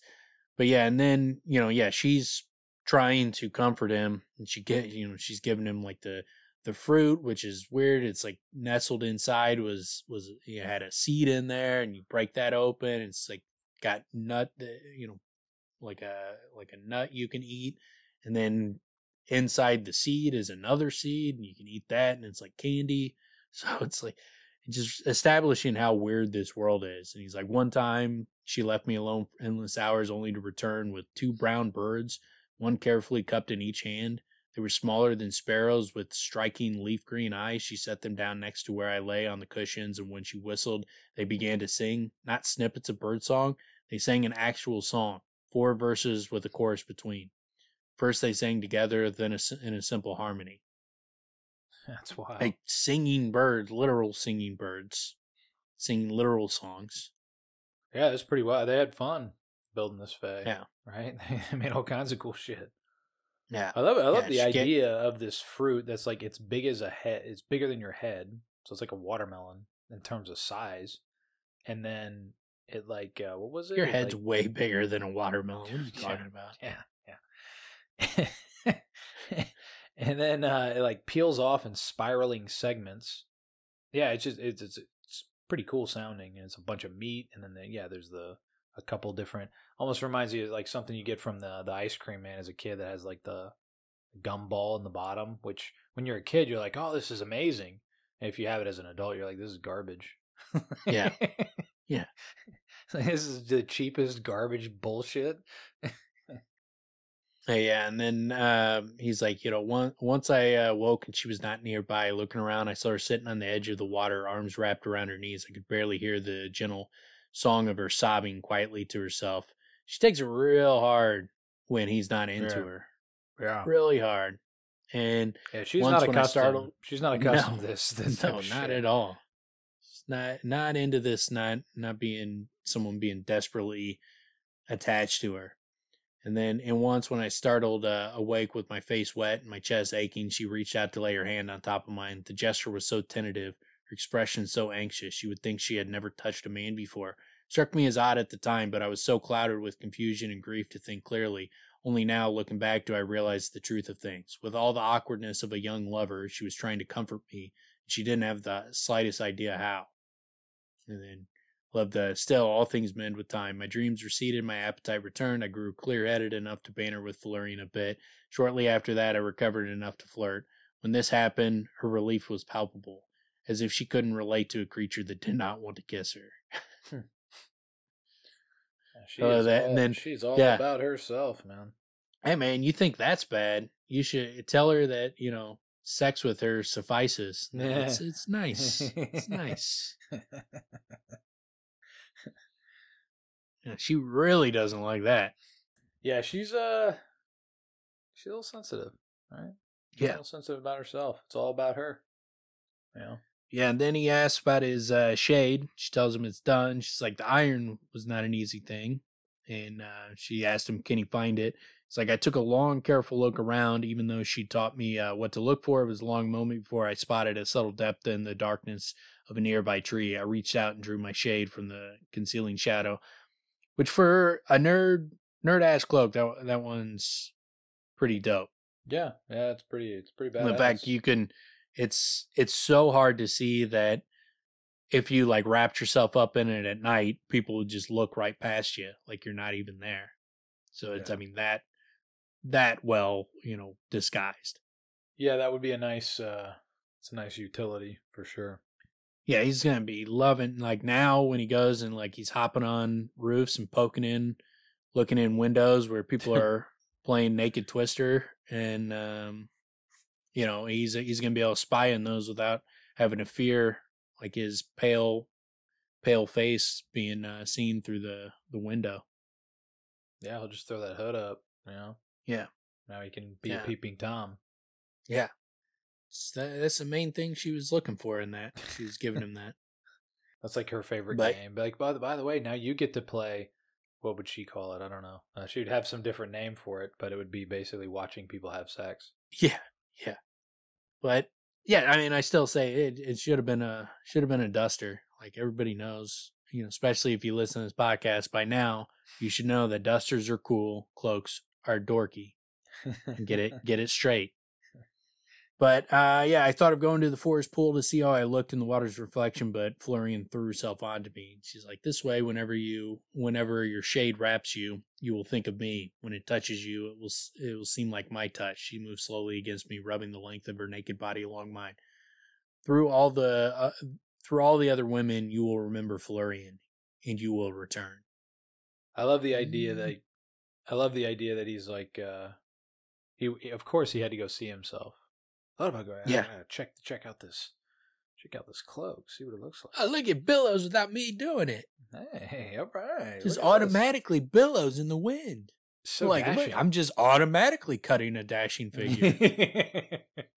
I don't need to be I don't even need to ride a horse. Yeah, I don't need to do anything. Look, oh man, I look good. Yeah, but yeah, and then he decides at that point that because of what the Cthaeh said to him, Kvothe's itching to get out of there. Like you can see already the impact that Cthaeh had, where it was like he's like, I gotta get out there in the world. I gotta go see the Adim, see what's up with Denna, see what's up with the mayor, and all these kind of things. It's obviously you're getting the seeds that this is going to be impactful on the future trajectory of the books. And he's like, I rose, I put my sackcloth in order and dressed for the first time in ages. The feeling of clothes against my skin felt odd all around. After all this time, how long had I been gone? I hope that when they do the adaptation, that they have them like butt naked for this entire time. They're just constantly just walking around, fucking hanging brain and completely letting it loose the whole time. It's one of those things where the adaptation be like, all right, this is a little much. Like, fucking put on some clothes, you weirdos. But, that is how it actually happens in the story. Yeah. It's also kind of weird to think or to. He's talking about like he may have been there for possibly years, walking around butt ass naked, like Adam. They're like Adam and Eve in this shit. Yeah, that's a long time. Yeah, man, years. Yeah, it would be hard to wear clothes after not wearing clothes for a year. It'd be hard to not wear clothes at first, for sure. Yeah, it's strange. But yeah, and so when he leaves, she takes him out and she takes him by a greystone. So it's again solidifying that greystones are like portals, and they're like doorways into the Fae. Yeah, and it seems also, like they just do little turn your partner, do-si-do, and dip on out. Yeah, I'm surprised they didn't mention that you need to say those lyrics too. Do-si-do. Turn Yeah. your partner, do-si-do. Turn your partner, do-si-do. Out the fay, here we go. I mean, that's basically what happens, right? So yeah, she takes him out, and then he also notices like the tension in the air was gone, which is kind of interesting because he noticed there's a strange tension in the air in the Fae, and also when he was in the room with Elodin. I'm curious if it was a similar kind of tension in the air, or if he means more of a metaphorical tension, or if he actually means there's a different quality to the air in the Fae. I got that there's a different quality, but yeah, that's a good question because, well, it's effective in just giving us the feeling like, oh, okay, so it changed. Now they're back in the mortal world. You would feel it, right? You feel that difference. There are times that, you know, you feel that difference when they're the pressurized, you know, differences of like walking outside and it's like, whoa, you know, this is not how the inside of my house feels. Difference in that atmosphere. Yeah. And then it ends with, you know, then I left. I would like to say I did not look back, but that would not be the truth. The sight of her almost broke my heart. She seemed so very small beside the huge gray stones. I almost went back to give one final kiss, one last goodbye, but I knew if I went back, I would never manage to leave again. Somehow I kept walking. When I looked back the second time, she was gone. And then we roll. I always find these kinds of things funny because I've read this a lot of times in books where it's, I would like to say I did not look back. Why? What's so wrong with looking back, man? I know you're moving on here, but is it that bad that you look back? Like you don't want the other person. You don't want the person that you've been sleeping with for like 2 years to know that they meant something to you. You want to walk away from them like they were nothing, like it never and happened. that part of your life is over, and it feels good that it's over, and there's no looking back. You are my past now. Like, I don't even need to look back at you. I will never think of you again. You mean nothing to me. And that's, I think, what, you know, that's you're supposed to do when you leave someone, is to make sure that they know how little that they mean to you. Yeah, a little whistle, maybe a little pep in your step, you know, a little jig. Like, oh, yeah, you good. Walking on sunshine. You're like, you pat. The way to leave, you pat someone on the head, and then you turn and you walk away and you start walking on sunshine. Whoa. Don't it feel good? Man, it's such a good day. It's so nice. You know, when Kvothe was leaving, he was sitting there like singing her a song. He's like, you know, what is the song? Like the Boys to Men song? Like, I knew it was gonna be the fucking Boys to Men. What is the Boys to Men song? I hate it. I don't want to know. I don't want to revisit. Like, I know fuck, you're gonna man. get it. I can tell you, but I'm not gonna tell you. What is it? I want to know what the fucking song is. Oh, I hate it so much. Well, it's it's about saying goodbye. Yeah, how do hearts say goodbye? No, it's so hard. Oh, it's so hard to say goodbye. Yeah. It's so hard say goodbye to what we had. Yeah, man. To yesterday. That's a fucking jam, man. It's to yesterday. No, to what we had, though, too. Oh, okay. Well, whatever. To what we had. I think that's a lyric. Hey, if that's not a lyric, that is a lyric now, man. I'm just fucking crushing it.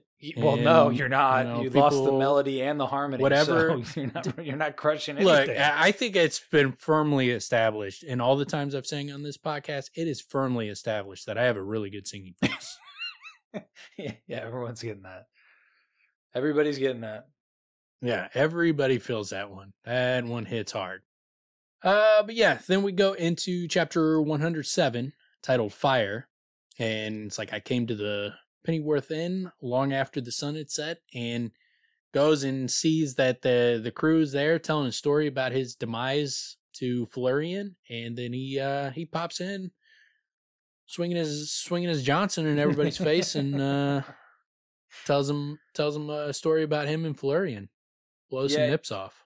Yeah, he's this is not my favorite version of Kvothe in this chapter, which would probably be a little bit controversial, but we'll get to that. He does get, like, the best welcome gift that you could possibly give Kvothe. Telling stories about him as he walks in, so he gets to listen. It's like fucking perfect. Yeah, unintentional, absolutely perfect. He's just waiting for his opportunity to like come in and amp the story up. Yeah, it's like, hey, I know when an entrance, when the time is to make my entrance, right when I can make myself look even cooler. Yeah, that's the part. That's the part that he. It's a little campy. It feels like when he held up his pipes. That's what it feels like to me. When he's like, oh, well, I've got a story for you. Check out this cloak. Like just the whole whatever.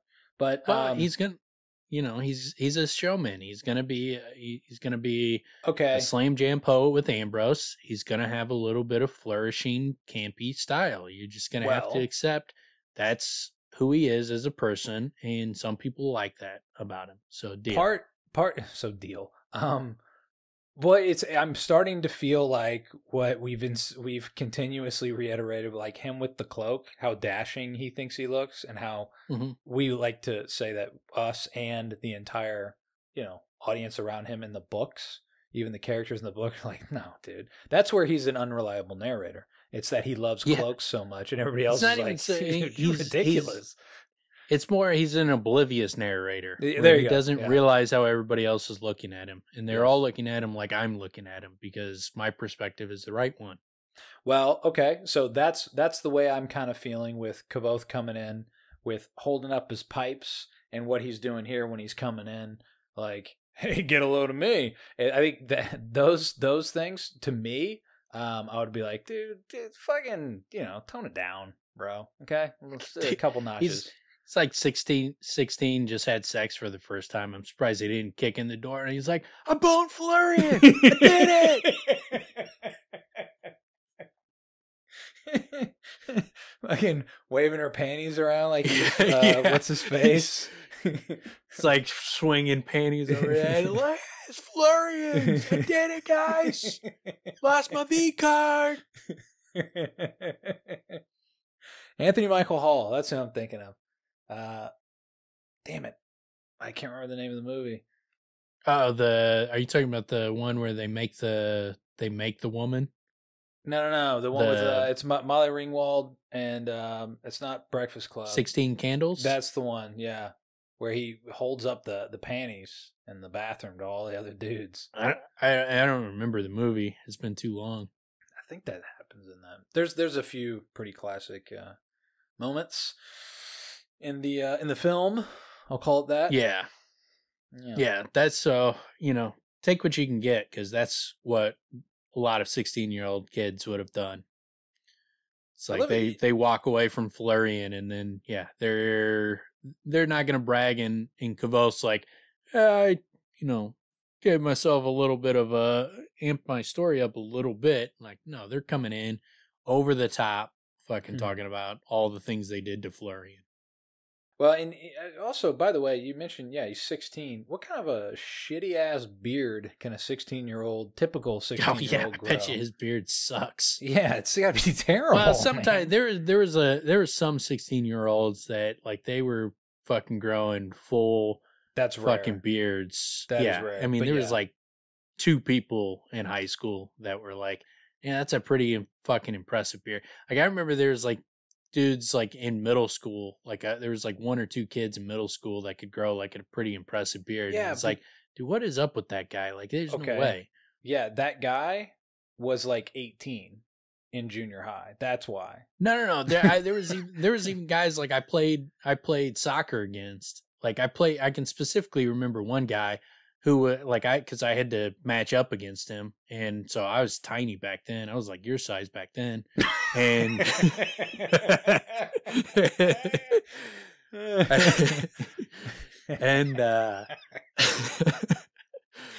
but this dude was fucking a giant. He was like probably like 6'4", had a full beard. He was like, "There's no way this guy's 13." Yeah, that's absurd. That's what I'm saying. I mean, I remember in particular the dude I'm thinking of that in junior high had a beard, and it's like, man, this dude's like old. What is he doing? Yeah, Kvothe Kvothe's guaranteed. He's got, you know, especially with like his skin and stuff. Like he's probably got one of those patchy beards where it's like, dude, you really need to shave that. It looks really bad. Yeah, it looks ridiculous. It's like this long string. You can't even let this. Yeah, it's like you don't even want to let the stubble start. Like as soon as any stubble starts, you want to shave. You shave twice a day. Yeah, yeah. This is like the long strandy hair. Like it's where it's all like pubic hair growing on your face. You look ridiculous. Yeah. But yeah, I mean, I guess the point is it grew. He wasn't technically gone long enough where that would happen, right? That's at least what Dan tries to throw at the old fiddler fuck. Yeah. But yeah, and then so it starts off with, you know, Martin taking a long drink. I couldn't look away. I didn't want to. Oh, I also like the fact that when he's walking up, he's like, but something was wrong. There was none of the pleasant, rousing clamor that should be coming from a busy inn at night. Not a whisper, not a word. Anxious, I crept closer. Every fairy tale I'd ever heard was running through my head. How long had I been gone? Or had I been gone years, decades? That would be trippy. Yeah, that's a great. I like that element. Rothfuss did a cool job here of like reintroducing him, because also coming up to the inn, if it's all just rambunctious and everything, then it doesn't set him back on his heels. So we're on our heels with him. We don't know what's going on here. Plus, we don't know. Could be decades. Like we don't know. Yeah. If he wanted to do that, it'd be like, oh, so that's what it's like, you know. So yeah, that would be. And then he goes in the opposite direction, and he finds out it's only been 3 days, which is he said, "I will be back in 3 days," which is trippy. Yeah, that is. It adds a trippy element to it because we know it's been a lot longer than 3 days. Bare minimum. Yeah. Damn, the geriatric old men are on the right track here. I mean, this is the way to extend your life. Yeah. Except for, you know, you're probably not going to survive hooking up with Felurian, but going to go out with a bang. It sounds like a handful of bangs.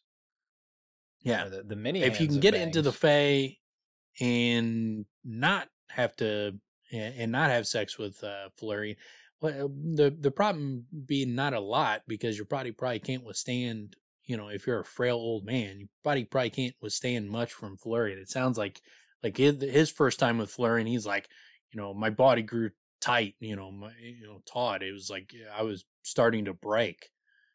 Like, it sounded pretty rough. Yeah. But yeah, and then so anyways, but he sees Martin taking a long drink. I couldn't look away, continued. I didn't want to. Then Kvothe stepped in front of me, blocking the sight of her, and for a second I was free of her spell. I was covered in a sweat so thick and cold it felt like someone had thrown a bucket of water over me. I tried to pull him back, but he shook me off and ran to her. And then the fiddler fuck asks why the A-dim and the big one didn't go too. It's like, if you'd really seen her, you all would have run after her. He's a bit of a prick, but an understandable prick, because the story would be completely unbelievable. Especially if you're not someone familiar with magic in the world and those kind of things. Like, you haven't seen those. It'd be an unbelievable story. He does come across as a prick, and there's a really important line that makes him seem much, much less of a prick, where he's like, you know, at first I was like, look, their friend probably died, and they're just trying to like send him out on a high note and make him sound better than he was. Great, so fine. But then he's like, I can't take this shit anymore. You guys are fucking ridiculous. No way. This didn't happen. You guys are laying it on too thick. Yeah. You guys are taking it too far. Yeah, and also they come in and they're like, hey, we saved everybody. We killed all the bandits. Yeah. And by the way, we met Felurian. Yeah, Our buddy went with her. It's like, wait, what? Like, what? Yeah, there should be. Yeah, you're right. There should be like at least one guy that's like, get the fuck out of here. What are you talking about? Yeah. You're just the coolest guys ever, huh? So you're just Mr. fucking Cool Pants, just walking around all over town. 16-year-old just banging. No, we all had dusters before this, but we had to give up our dusters. Like, we found some women that just had babies, and they were all walking. They didn't have any way to cover the baby up, so we wrapped the babies up in our dusters to keep them warm. We're special kind of heroes. Yeah, we're just great. We're just but humble. Like, let's not talk about it. Yeah. But yeah, it's like, and then Tempe spoke up and he says, when I was growing, I trained to have control. He held up a hand, made a tight fist to illustrate his point. Hurt, hunger, thirsty, tired. He shook his fist after each of these to show he had mastery over it. Women, the faintest of smiles touched his face, and he shook his hand again, but with none of the firmness he had used before. A murmur of laughter ran through the room. I say this, if Kvothe did not go, I may. And then Martin says, and Dadan would have went, but Hespa convinced him to stay. She tackled him, fucking broke his arm. Dude, I love. So first of all, Tempe's, he's got that comedic timing. Does a good job. Gets a good laugh. Tempe is one of the funnier characters in the book. When he's trying to be funny, he's funny, and then he's unintentionally funny a lot. But and then the other thing I was going to mention was Kvothe. So the whole time he was in the Fae, the cloak was not with him, right? I forgot about that. Remember, he had his little pile of bullshit clothes on the ground that looked like dog shit, but I did not, because Martin lifts up the cloak and, whatever, it has all these holes in it and shit. So maybe that was a big part of what, gave him that his abilities with Felurian. It was he didn't have his cloak. Maybe his cloak and the nerdiness that he carries around with it is what's been holding him back this whole time. And guaranteed that cloak got tossed out by Felurian. Like, she kicked that shit out of the Fae before they got in there. So instead of it getting ripped off, instead of it getting ripped off of him while he was running, she was like, nope, get this fucking thing out of here. So I'm trying to have sex with you, and you look ridiculous, and get that shit out of here. I don't do this fucking broke Drop shit. the iron. We don't need the iron sword. That's not coming with you. But in that cloak, definitely going too. That is worse than... I would rather you stick me with that iron than to see you wearing that nerdy-ass cloak. I will lick your sword and suffer whatever the iron does to me rather than my eyeballs have to feast what you're wearing. But yeah, I mean, if it was the branches too, like that's another one. A duster would have saved him there. He wouldn't have gone to the Fae. A duster would have caught that thing and pulled him back. He would not have been able to just shrug that off. True. So it's another point. Yeah. Again, duster's cool, cloak's nerdy. But I know my cue when I hear it. I stepped through the doorway and felt everyone turn to look at me. I have found a better cloak since, I said, made by Felurian's own hand. And I have a story too, one you will be telling your children's children. My companions stared at me in stunned disbelief. Dadan was the first to recover after making his way to where I stood, surprised me with a rough, one-armed embrace. Only then did I notice one of his arms was hanging from his neck in a splint. So yeah, and he talks about Hespa tackled him to the ground and pinned his arm, and then he twisted so much he ended up breaking his own arm. No, I love this. She broke your arm a bit. She sort of held on to it while I tried to twist away. He gave a slightly sheepish smile. I guess you could say we broke it together. So he has fully taken on the battered spouse role here, where he's apologizing for getting hurt. Well, I mean, she didn't really, it's like it was my fault. It was my fault. It was totally my fault.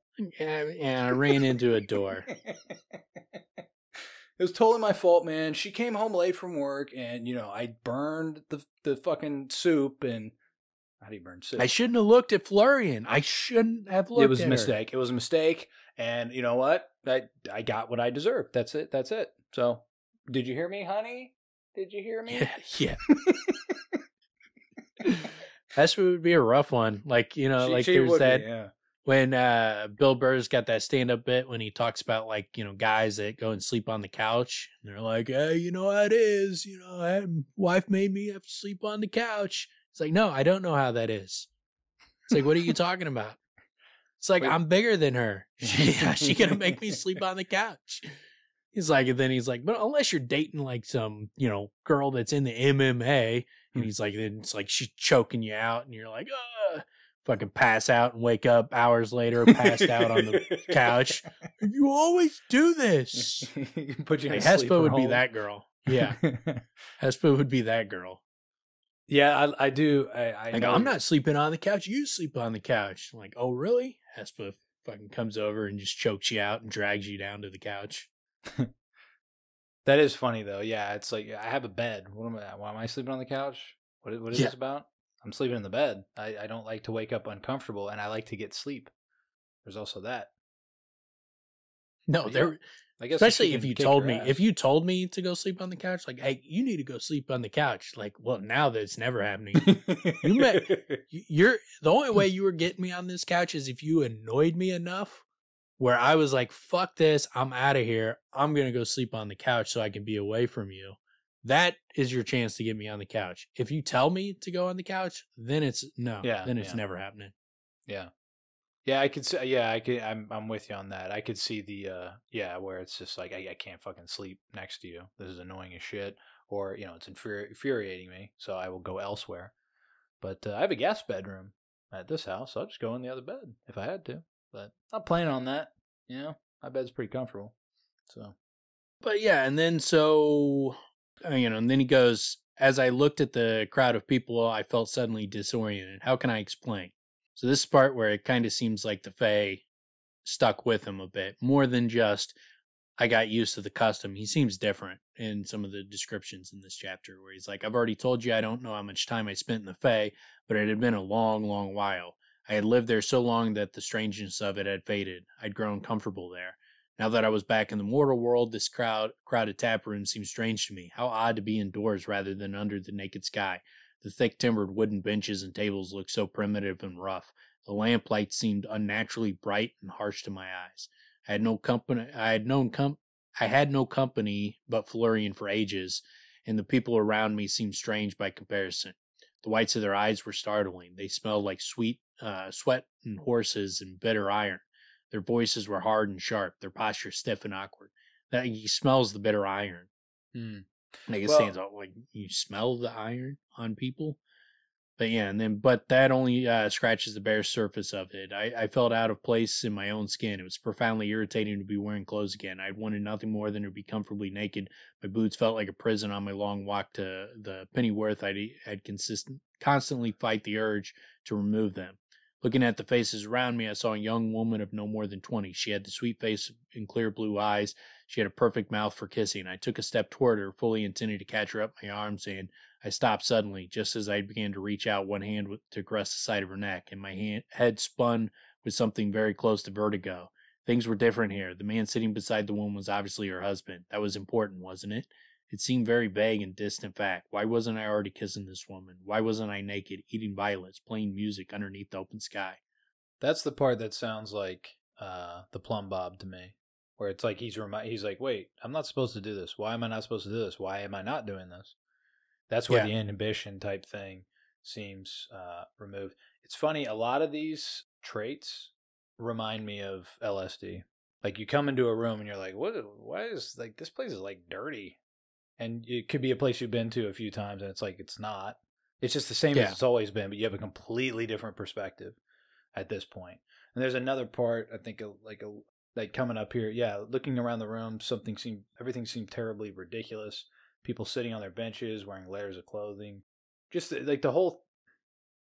I remember going to an amusement park on LSD and like looking at everybody's faces, like why isn't everybody like super happy? Because I'm super happy. This is a lot of fun, and it was like I would need everyone around me to be cheesing, like super smiley, or I'm like, you fucking depressed. Why is everybody depressed? Like that was my mode in that moment. Was like it seemed like if they weren't super duper happy for how great the weather was and run around this amusement park, then what's wrong with you? It was Kings Island or something like that. I was always cognizant of the fact that I was being the weird one. Just reminding you. But I was also aware that, I was also still having a great time being the weird one. Like I remember a time, I don't think you were there in Florida. I was on a vacation and you're young. We're like, 22 or something, 21. But we cleared out like playing music and like I started walking in a circle like Scrooge McDuck. I was like, I'm going to walk a path like Scrooge McDuck does with his worry room where he walks a path. He walks in a circle so much that it like digs a path when he's thinking. Yeah. And so I was like, I'm going to do that on the beach. And so like I'm doing that. And we're playing music. We just like, we had the whole beach to ourselves within like 30 minutes where everybody's like, what the fuck is wrong with all those guys? I've heard this story. I believe my brother like threw up and just like made a hole in the sand to throw up into. Yeah, because this came like this was the night after we got obliterated playing drinking games. So then hungover, hangover, and then eat acid. Yeah, go from like super hungover. What a plan. Then that, and then we started playing football on the beach, and Jesus. the high exertion. We had that jacked up energy boost where now you're sitting on cloud 9 where you feel like you're invincible, and then the realities of your body is still hungover. You're just not feeling it anymore. But yeah, then running around sprinting, playing, and it's like July in Florida, so it's unbelievably hot. Man, that sounds so uncomfortable. Like just hearing it makes me feel uncomfortable. But we felt extremely good. Yeah, you're young, so go all through that. Yeah, but yeah, not ideal getting obliterated the night before. That was not the ideal, and then playing football was a mistake. Yeah, and then he goes looking around the room again. Everything seemed terribly ridiculous. There's people sitting on their benches wearing layers and layers on layers of clothing, eating with knives and forks. It all struck me as so pointless and contrived. It was incredibly funny. It was like they were playing a game and I didn't even realize it. It was like a joke I'd never understood before, and so I laughed. It wasn't loud or particularly long, but it was high and wild and full of strange light. It was no human laugh, and it moved through the crowd like the wind among the wheat. Those near enough to hear it shifted in their seats, some looking at me with curiosity, some with fear, some shivered and refused to meet my eye. Like, that's different. Like, he seems different than just like a maniacal laugh or whatever. I mean, that's not going to be completely out of the ordinary. It'd just be like, what's wrong with this guy? But it seemed like the description of it matches so much his description of Felurian's laugh and Bast, I think. And Bast, and so it just screams. It seems something's different about him since he left. This is what you would. I mean, obviously that's not possible necessarily, but this is what Dedan. Fuck the beard. Do that laugh again, Kvothe. Like, you want to convince this fucking guy? Like, he sounds like an animal. Sounds like like a bird or some type of animal. That's really one of the big elements I get from the Fae is they're not necessarily animals, but they're a mixture between animal and human, right? That's what it seems like. They definitely got an animalistic side to them. I mean, Bast seems to be like a satyr, but Felurian seems to be more like a fairy than necessarily like an animal. But yeah, and then so I like the fact where she's like, you seem well, and we thought you were lost. And he's like, you thought I was gone. He's like, come now, I'm Kvothe. I am a Demeru born. I've studied at the university and can call down lightning like Tamerlane the Great. Did you really think Felurian would be the death of me? She would be, said a rough voice from the edge of the hearth, if you'd ever so much as seen her shadow. I turned to see the hawk-faced fiddler. Fucking little mouthy fiddler bitch. But, he's like, I beg your pardon, sir. You should beg the pardon of everyone here, he said, his voice dripping with disdain. I don't know what you hope to gain from this, but I don't believe the lot of you saw Felurian not for a second. And he's, they argue back and forth, and eventually Dedan steps in. He's like, what about his beard then? I love Dedan goes to a point where it's like, what about his beard? Like that it would be impossible to lie about that. Because that is not a point. Like, you'd be like, well, we're relying on your word. Yeah. I'm calling you a liar. Yeah. I'm saying your word is not reliable. And you're like, yeah, but what about my word? Have you thought of that? Yeah, that's the first thing that comes to mind. Yes, I have thought of it, Dedan, you stupid person. Yeah. It's perfect for Dedan because you are like, man, you really just don't think this shit through, do you? Like, that's not going to convince anybody. His pubic beard that he has on his fucking face, that they don't know him. Dedan's not someone you want on, like, debate team. Yeah. Well, I love the idea of him on debate team because the second he throws his fucking softball out and they hit it, smack it away, he's like, all right, fuck you. Let's fight right now. Let's do it. You want to fight? That'd be every debate. He just takes it to fisticuffs. He might be like a good person to have on the debate team. He's like so big and scary that everybody else would be like, you start to challenge him. Like the first time he threatened to like kill someone. And it'd be like, let's just let him win. It's not worth it. That's a really funny idea. Yeah. I like that idea of like debate team and they're all skilled and everything. They just have this big freaking dude that just walks up like all menacing, or they just get scared and they're like, you know what? That was really good. That was really good. I have as they're talking, he's just like staring at him with like crazy eyes, doing like the throat slash. Yeah. They just get intimidated to be like, you know what? I don't have a rebuttal. You guys win. I don't. Like their point was, they've convinced me. I'm on their side now. I agree with their argument. It was the right one. Good job. Daydan, your point was especially good. But yeah, and then so like Daydan with the, like, you gonna question my word? It's like, that's what I'm doing. You gonna call me a liar? And I love the fact that he's like, that's the truth. I swear it by my good right hand. If anyone wants to call me a liar, we can have at it right now. The fiddler picked up his bow and met Daydan's eye. He drew a screaming note across the strings. Liar. Yeah. I did really like that. That made me hilarious. Yeah, that made me really, really like the guy. He did it with some, some real panache. Yeah, and when Daydan like tries to go at him, Kvothe has to remind him, like, dude, you got a broken arm. This guy's he's a little fiddler guy, but he's a big little fiddler guy. And his knuckles look like he's been in a fight before, so probably not going to want to pick a fight with him when you got one broken arm. Why don't you send in Hespe then? No, she can. Yeah. Take care of him. Hey, Hespe, beat him up for me. You're going to regret this when my girlfriend hears about this.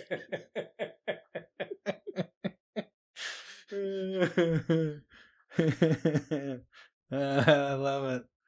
I love this turn for Daydan. It's so great. Who knew? He was the lover that he becomes. Yeah. But yeah, then the owner comes up and she is like, steps in. I heard a woman say behind me, if you want to have a scuff with someone, you take it outside and don't bother coming back. You don't get paid to fight the customers. You hear? That's when I heard a voice exclaim to one side of me, God's mother, Seb. You see that? Look at it. It's moving by itself. You're blind drunk. It's just a breeze. There ain't no wind in tonight. It's moving itself. Look again. Plus, they're inside. What are you talking about? It's a breeze. Yeah. They're inside. How drafty is this place? What the hell are you talking about? Yeah. Guessing they don't have, like, rotating fans up on their ceiling. I mean, I haven't heard that description, but, it seems a safe assumption. And even if there were, you would really need the fans, those big industrial fans that offices have, that you would need to blow from the side. They should, what they should have said? What they should have said, instead of it's just a breeze, no, he's just so dashing. Yeah. He's so dashing that he just looks like he's moving. Well, I don't know if it's a breeze or not, but I can tell you that's a motherfucking dashing figure he's cutting right there. That's a good looking young man. I've seen some dashing figures in my life, but that that takes the cake right there. That's the definition of dashing. Look at it billow. It is billowing by itself. That would be pretty wild. Yeah. Yeah. And he's like, it was my shade, of course, but now several people had noticed it blowing gently in a breeze that wasn't there. I thought the effect was rather nice, but I could tell by their wide eyes that the folk were becoming alarmed. One or two slid their chairs away from me uneasily. Penny's eyes were fixed on me my gently flowing shade, and she walked over to stand in front of me. What is it? She asked, her voice showing just a hint of fear. Nothing to worry over, I said easily, holding out a fold of it for her inspection. It's my shadow cloak. Felurian made it for me. And she's like, it's soft. And then it's like, you're Losi's boy. And he's like, before I could ask what she meant, I heard a woman's voice say, what? I turned to see a red-haired serving girl moving towards us, the same one who had embarrassed me so badly on her first visit to the Pennyworth. Losi's obviously the girl that Tim can't stand. Yeah, that's my favorite And character, man. She's great. She, I love. Well, that whole introduction where it's like, oh, you're Losi's brother. Oh, she's all about Kvothe. Okay, yeah, she's been smitten over a little puke face for a while now. Well, of course, well, she liked the note. Kvothe, Kvothe stood out. Like they've been telling the stories about like it goosed her ego where like she made him so weak in the knees that he couldn't even speak, and so they've been laughing at Kvothe over this event, obviously. Mm-hmm. But yeah, it's like, it's your fresh-faced fiery boy from about 3 span back. You remember pointing him out to me. I didn't recognize him with the beard. It's him, all right. Beard or no. And she's like, she took a step closer, almost pressing against me. Boys are always wearing beards and hoping it will make them men. Her bright emerald eyes settled boldly onto mine as if expecting me to blush and fumble about as I had before. I thought of everything I'd learned at the hands of Felurian and felt the strange, wild laughter welling up in me again. I fought it down as best I could, but I could feel it tumbling around inside me as I met her eyes and smiled. Losi took a startled half step back, her pale skin blushing to a furious red.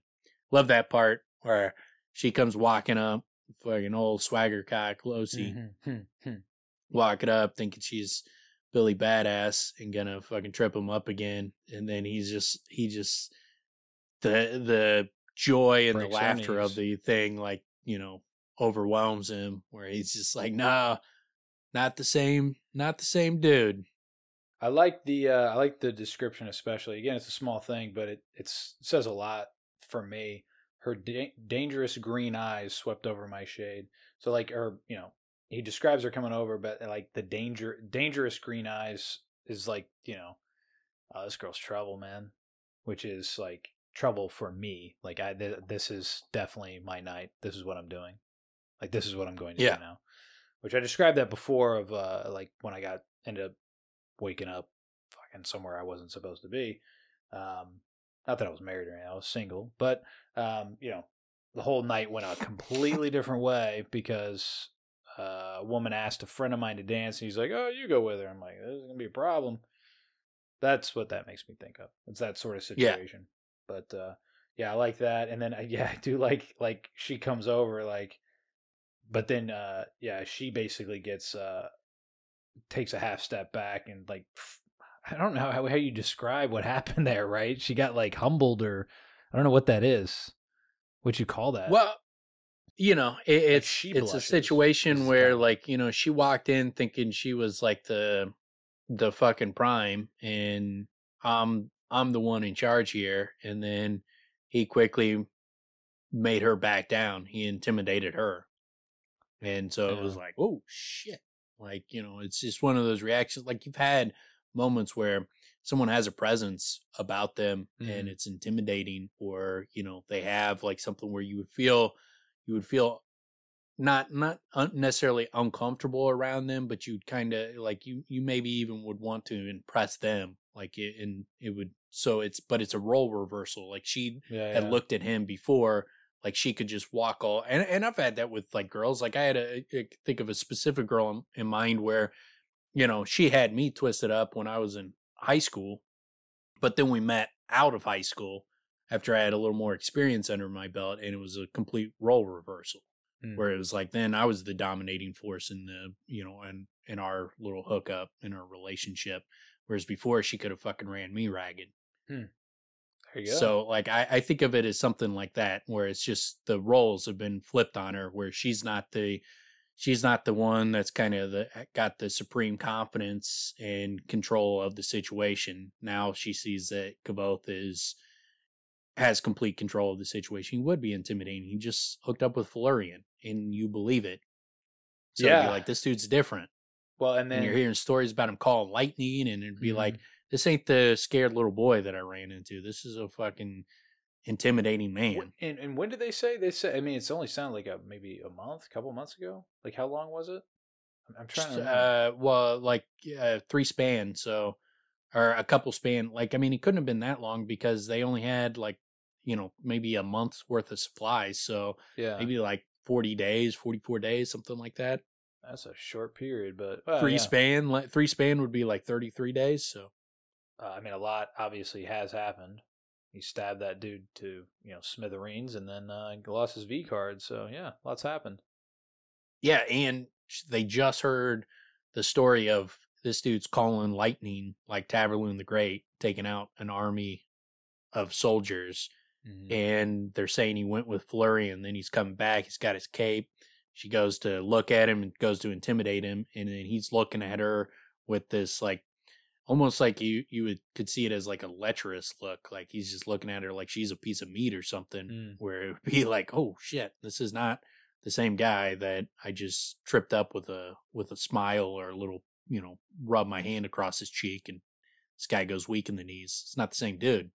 And he's got that pube beard too, Yeah, he's got one strand of hair that he just wraps around a bunch of times to try to make it look like he's got a beard, but everybody knows it's like, that's just one long, gross hair. That's such a strange... Should shave that. He's got floss across his face. It's ridiculous. Yeah, he's got like a comb over for his beard. But yeah, and then it's like, merciful Lord, she said breathlessly, it's all true, isn't it? Every word, I said. How did you get away from her? Penny asked.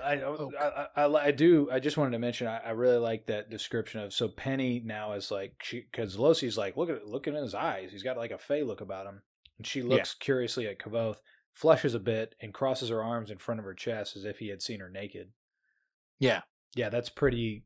Again, these little... That's where I'm saying, like, he seems like he's looking at him like they're a piece of meat. Yeah, like he's in complete command of the situation. He's not intimidated by them at all. Well, there's that, and there's the fact that he's fucking Austin Powers now. Like, you know what I'm saying? Like, he's swinging in with full intention and his focus is like sexuality at this point, it seems.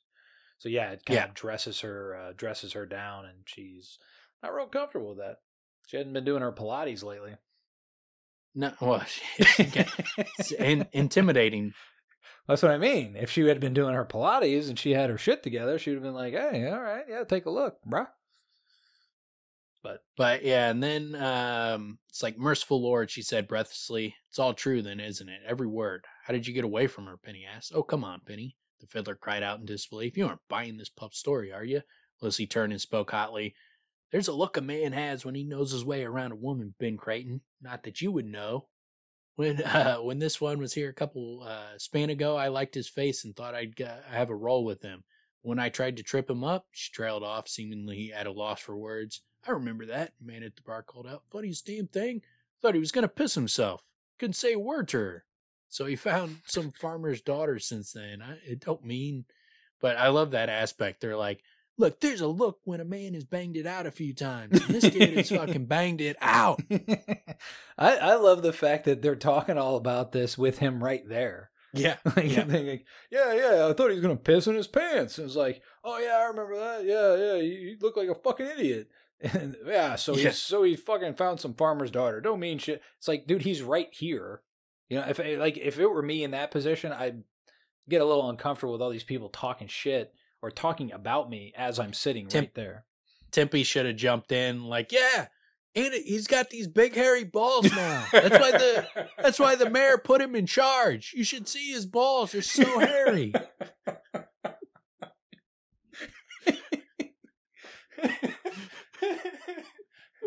That would be so satisfying for the reader. Yes, because and we also know that Tempe knows better, but if Tempe didn't know better and he's still playing that role about, why are we talking about balls? Kvothe, show him your hairy balls. Show him how hairy your balls are. I love that idea so much. Where everybody's like kind of yelling at each other, and this fucking mercenary yells in, hey, show him your balls. Like, wait, what? Oh, man. That'd be great. That definitely needs to be in the adaptation. Yeah, 100%. That has to make its way in. And Dan gets a good laugh. Yeah, show him your balls, kid. Shit. So great.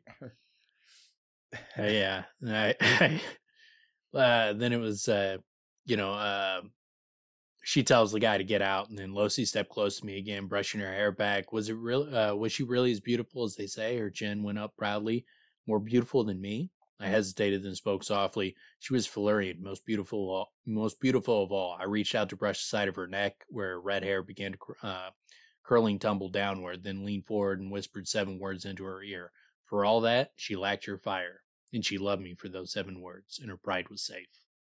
Boom. There he goes. Now he's got fucking loading 7 words down.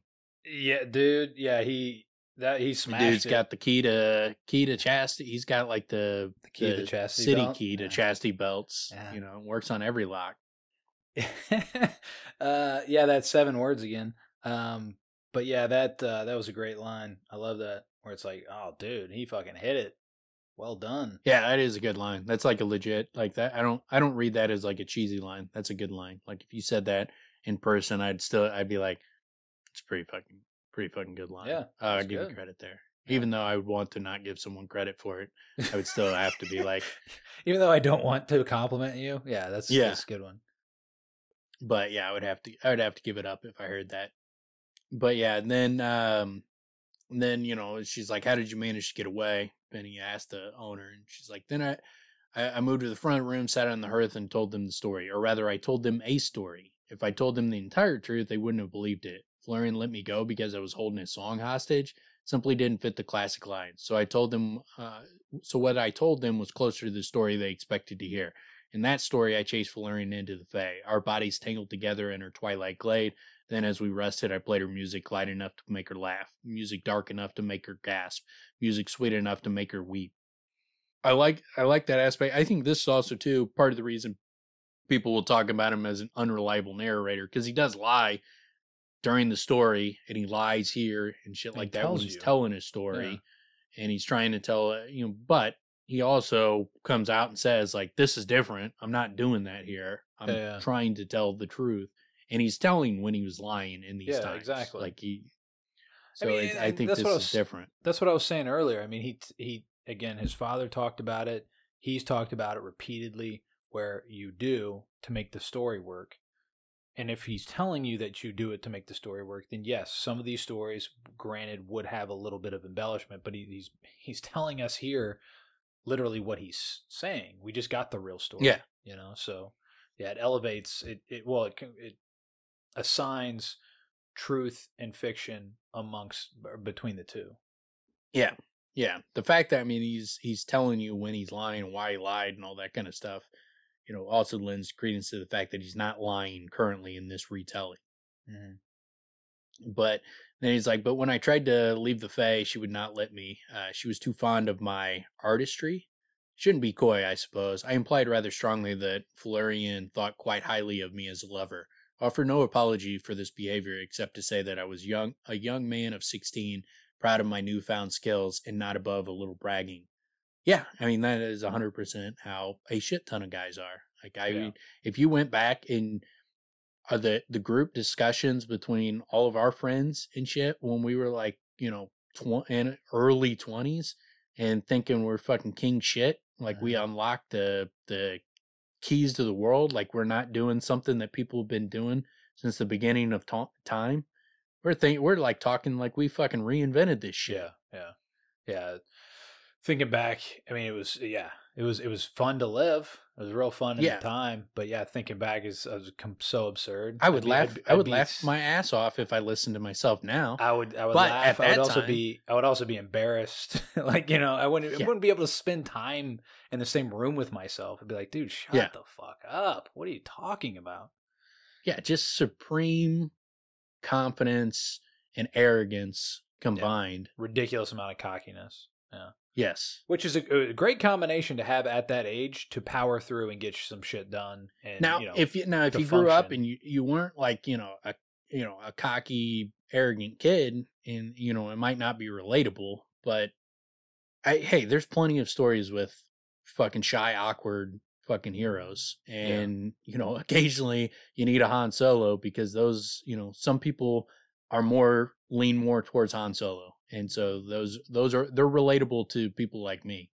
that, you know, had that supreme confidence, overconfidence, arrogance. It's funny. It's funny to think back on those times where it's just like, dude, how ridiculous, man. Just some of the things you would like, you know, some of the things you would say and you think back on, you're like, dude, what a fucking jackass. It's hilarious. It's just funny. Well, it's part of so growing like up, you see man. Kvothe, It's part of growing exactly. into you're a a full fucking rounded kid, person. man. You're not, yeah, you're you know, fucking, you're going through these things for the first time. It's like, you know, you're not going to have like a sophisticated view on sex when it's not like you're talking about this shit when you're growing up, and you're like, it's all of a sudden you go from it's not talked about and no one really gives you the fucking low key information to then you like figure it out yourself, and you go from, you know, kind of a, you know, inexperienced stage to like, then all of a sudden you're like kind of figure it out because it's not that hard. And so once you kind of figure it out, then you're like, dude, I got this shit fucking mastered. I am the best ever. It's like, you don't understand. I figured it out. It's like, yeah, dude, that's what people do, man. That is it. You didn't figure anything out. Now you're doing it. That's really funny. That's really funny. I mean, like, yeah, the first legitimate time you're like, oh, boom, that's it. That's what this is. Okay, boom. I'm killer. Yeah. I'm a killer now. Absolute killer. I'm so good at this. Like, I was born to do this. Yeah, in a way. Kind of. Yes. Biologically, yeah.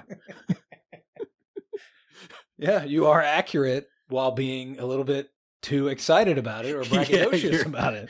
Way too arrogant, way too overconfident. It's like, I'm like Jordan. It's like, no, you're like every guy in the park that can play basketball. You know how to shoot a jump. All you do is know how to look like you know how to shoot a jumper. That's what you're like. You've dribbled a basketball before. You're not Jordan. But the overconfidence, the bragging, like, man, there is a shit ton of guys like that. And, you know, I guarantee you there's plenty of girls that have talked about fucking guys like that, where it's like these fucking cocky motherfuckers, man. Yeah. They think they're the fucking king ding-along. Yeah. But so, yeah, that's what Kvothe is. He's a 16-year-old kid. So that's who he is. It makes sense because that's how someone who's extremely confident in themselves who's got that kind of arrogant, braggadocious nature, you know, he would be like that.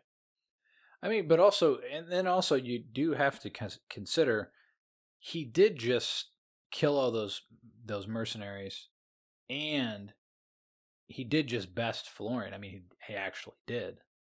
So, yeah. I mean, he's got reason to be pretty arrogant. 100%. Like, it would be weird if he was like, you know, like all bumbling and, you know, awkward about it and self-deprecating, because it's like, one, that's not his nature to begin with. He's an arrogant, you know, cocky person by nature. And so it would be weird for him to be self-deprecating after what he just went through. Yeah. That doesn't align. So it aligns with him to be overconfident and cocky and be a little bit of have a braggadocious nature. So, and it's actually, it's funny too. Like, I mean, if you don't take it personal, it's funny. Well, and it's also, it's great the way that it's delivered too, because it was not long ago. They have a perfect example of him being bumbling and uncomfortable. And again, you know, it's the last time she saw him, and that wasn't long ago. So yeah, 40 days. And you get the feeling that Rothfuss knows that feeling, because not only does he have the young man feeling of the overconfidence, but then he's also got the old man feeling of like kind of looking at his older self and like shaking his head like, Jesus, what a jackass I was. Like, look, I'm not apologizing. That's just, you know, I was a young kid, man. That's I'm not making excuses. It's just who I was. Like, there's nothing I could do about it. Everybody's young once. We're not all fucking put together in a perfect package. Yeah, of course. But yeah, so it seems like Rothfuss, you know, in line, at least in tune enough where he recognizes that kind of personality trait and those kind of things are normal. But yeah, and then he's like, you know, he tells a story about them, and then he's like, all in all, it was a good story, and if it wasn't entirely true, Well, at least it had some truth mixed in. In my defense, I could have dispensed with the truth entirely and told a much better story. Lies are simpler, and most of the time they make better sense. Just a good little line there. Mm-hmm. And then, but after the story was over, Losi lays claim to him, led me to her small room on the topmost floor of the Pennyworth. I managed very little sleep that night, and Losi came closer to killing me than Felurian ever had. She was a delightful partner, every bit as wonderful as Felurian had been. But how could that be, I hear you ask? How could any mortal woman compare with Felurian? So again, I heard someone today say they compared this book to, he said, it's basically the American Pie of fantasy. He said the second book is all about sex. and that, like, there is his entire description of his sex with Losi, other than he says he had scratch marks on his back, is just that. I managed very little sleep that night, and Losi came closer to killing me than Felurian ever had. She was a delightful partner, every bit as wonderful as Felurian had been. That's it. That's the sex. That's all there is to it. He mentions that he has sex with her, and people act like they take some time and go through the fucking details of him having sex with Losi. It's not the case. It's not there. So it's in their imagination. Because he talks about sex and he mentions it, they wrap it up where it is a prominent role in the books. It's not. So someone actually said it was like the American Pie. That's what they compared it. That's so I mean, look, everybody's entitled to their opinion. That's fucking absurd. It's completely ridiculous. I mean, that's just it's way over the top statement. Yeah, way 100%. Like ridiculously over the top. It'd be, like I said, it's one thing if you're like, I don't like sex in books, so it's not my thing. Or you have complaints about the delivery, whatever, you don't like it, it's fine. But once you go over top, the second book is all about sex. Like, again, it's just briefly mentioned. How many parts. chapters? He does not belabor it and go into it and go through the, all the details. Like, there's so much of the book where it's such a small percentage of the book. It's all insinuated. Not once did Felurian touch his penis. Not once did he touch her vagina. Was it stated? You know what I'm saying? It's not. It's all. None of it. He does this like the most graphic thing is his first encounter with Felurian, and that's just like a fucking poem. Well, and what I'm saying is, like, the sections of that we've done in this last episode and this one, that's all the sex, right? Yeah. So actually he does have sex with the show, with the Adim, and then he also back at the university. I mean, he mentions that sex is a part of his life now. He just doesn't go into the details about it. No. So their complaint is that he mentions that he has sex. It's not that they're there's graphic descriptions of sex in books. Yeah. They're not in this book. So to describe this book is all about sex, and this book is the American Pie of fucking. So absurd. It's like, what are you talking about, man? There's no, the closest descriptions you get is like he's got the description where he's like, my back arched, my breath grew taut, my chest, and all those kind of things, where it's kind of this poetic description of the event. But it's not like there's no graphic detail. Like, what are you talking about? Like, it's just not absurd. There. It doesn't exist. It's in your head. Well, my favorite thing about what you just mentioned is his whole thing was, Felurian, I have to leave so I can compare you to somebody else. Next person, just as good. Yeah. He had sex with two women, and it's basically both fantastic. So there's a theme that should continue to ride along that has been true for me for a large portion of my life, that it's pretty good, period. Right? Yeah. I mean, there are some that are better than others. There are certain, it's the bad ones that stand out. Yes, it is. It's not the good ones. Yes, it's the bad ones that stand out because most are pretty fucking good because, the genitals... Good stuff, right? Yeah. Genitals, yeah, rubbing it together. It's good stuff. Yeah. and every once and again, there's an awkward, little bit of awkwardness or whatever, and it doesn't mesh so well. But it's so fucking funny to me. Like it's so great because it's I'm the best. I am Felurian. I am the best ever at whatever at this. And it's like, Losi, just good. Almost killed me actually. So just good. So in some ways better. In other ways, she was better than you. I mean, like I'm saying, your shit suffices and hers does too. They're all nice. It's all sufficing, okay? Yeah. How can I say it in a better way? Everybody suffices. Everybody's nice. Look, I'm trying to be fair here. I love that so much. Like the idea of like, look, I'm not trying to hurt anybody's feeling. Everyone is passable. Yeah. Every single time I have sex, it is okay. It's decent. Not complaining.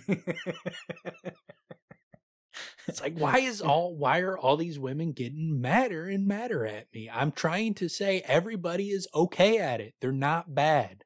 That's like literally, so like have a whole room of women and your way of complimenting them is you. All good. You're all good. Solid. Or you know what? Even better than that. You're all the same. Yeah. Every one of you exactly the same. You know, in different ways equal. In different ways, you're all equal. All the same. All of it. Nice. You think there's a single woman that wants to hear that? There's not a single one of them that walks away feeling good after that. No. Like Kvothe turns away, walking around, big smile on his face, like really fucking brighten their day. Yeah, he'll be walking on sunshine again. Yeah, pats each one on the head. Yeah, he's walking around like walking on sunshine. They're all like, "Hello, darkness, my old friend." That fucking, I hate that fucking guy. Man, what a piece of shit. Yeah, but he's like, I like the way it ends too, because he like Rothfuss predicted the reaction. Yeah. With this line where he's like, it is easier to understand if you think of it in terms of music. Sometimes a man enjoys a symphony. Else times he finds a jig more suited to his taste. Same holds true for lovemaking. One type is suited to the deep cushions of a twilight forest glade. Another comes quite naturally tangled in the sheets of narrow beds upstairs and inns. Each woman is like an instrument, waiting to be learned, loved, and finally played, to have at least her own true music made. Some might take offense at this way of seeing things, not understanding how a trooper views his music. They might think I degrade women. They might consider me callous or boorish or crude. But those people do not understand love or music or me. They definitely don't understand you. Like they're not able to relate with, a 16-year-old kid that's like Kvothe. Like I can relate to that kind of personality trait, and that's that idea much more easily than other people can. I mean, and granted, again, the vast majority of people fucking love the face sections. They don't complain about like the sex in the book, but because there's not a lot of things that people criticize about these books because they're pretty fucking dope. It's just the reason we're focusing in on it is because these are the most common criticisms. And it's said, there is always some new person coming out with, like I said, that guy, he probably thinks he's original and calling it the American Pie and shit. And it's like, it's someone new all the time is offended by the fact that there's mentions of sex in this book. For something like that, for that type of a comment, it almost sounds like that's coming from someone who hasn't read the books at all or read them once and doesn't remember. And then it just reads other people's complaints and he's like, yeah. The guy mentioned it was a reread, so I'm guessing he has read it. But that's so absurdly over the top. It feels to me like the only way I can even give that any bit of credence would be like you're detached from it enough that you don't remember, and then someone else is like, oh yeah, this second part's all about sex. So he's like, well, what's all about sex? American Pie. That's what this book is. It's the American Pie. Well, get out of here. And a lot of it feeds on itself too. Like people start repeating what other people have said. Like like one person criticizes it one way, and then everybody just starts taking up that mantle. And so whoever made the most overtop reaction that got the most reactions from other people just start repeating that. Yeah, it's absurd though. Like, I mean, and obviously we've talked about it, but it's a very small section. I mean, it needs to be part of the books. He's a 16-year-old kid. He's one of the most talented people on earth. He's at the university. He's having interesting, adventures. Dude hangs out in bars. He hangs out in bars yeah. as a musician. Like, Yeah. what are we talking about? Like, this kid's not gonna start having sex ever?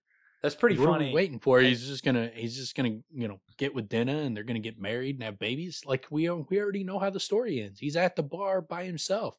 That was clearly not the path the story was going. Well, it's sometimes I forget too. He is a musician, so it's like, think of a story arc of a character And at school, and a musician. Yeah. And also at school, and The he's story- notorious in both realms. Yeah, the story, just take the elements of the story, apply it to a character, and he's this talented, and he saves a woman's life, and he's this dashing in his cloak, right?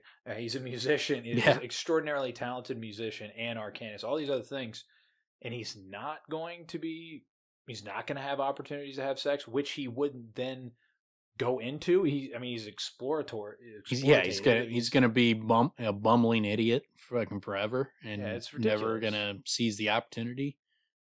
And it's not realistic. And the fact that he's not that way, why does that bother somebody?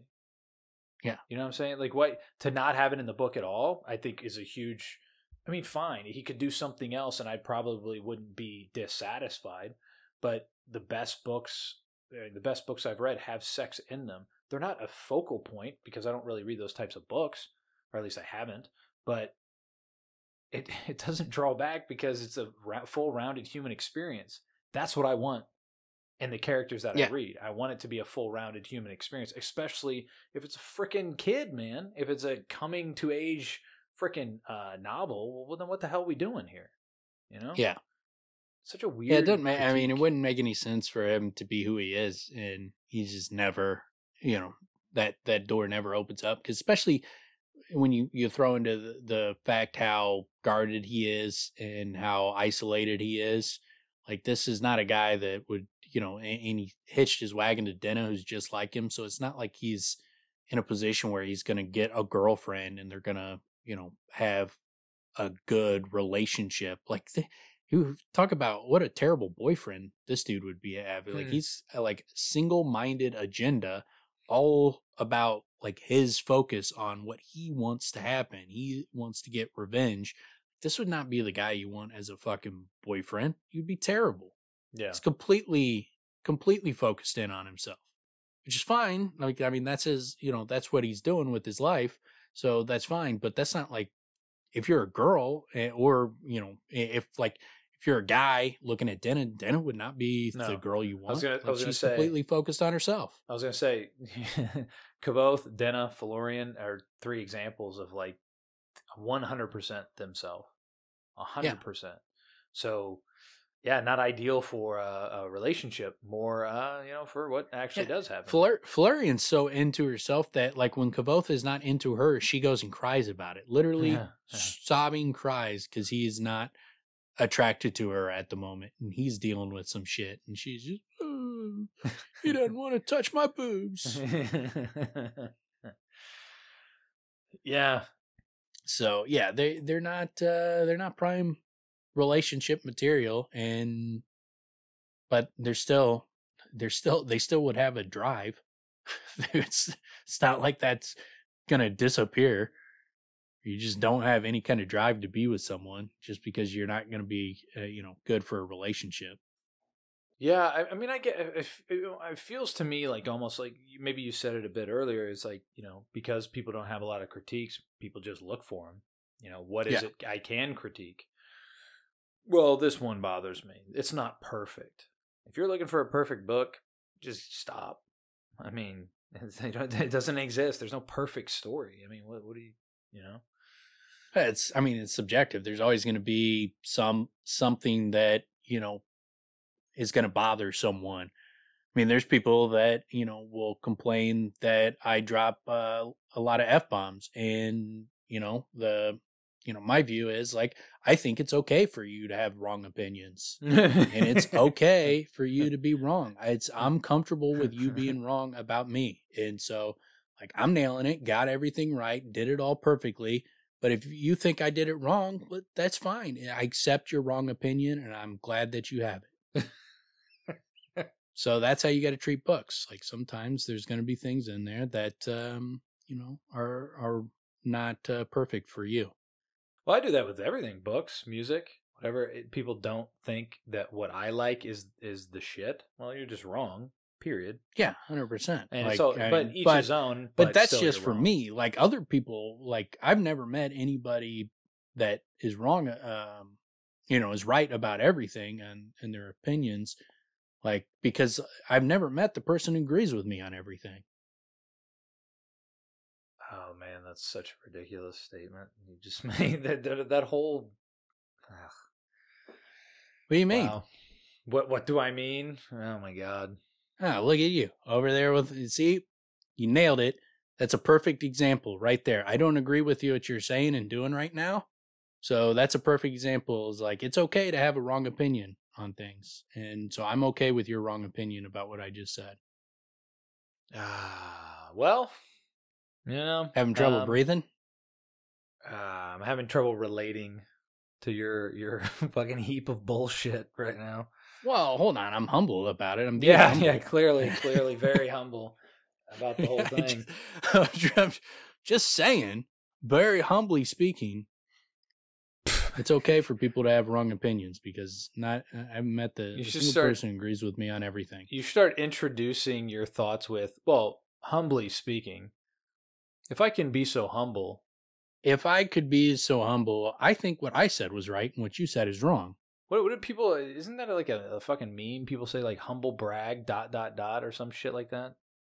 The humble brags are like when people are like, complain about something that would be something you would brag about. Like, oh my God, I can't believe it. Like, I keep going to work and they just keep giving me more money and more money. Like, enough.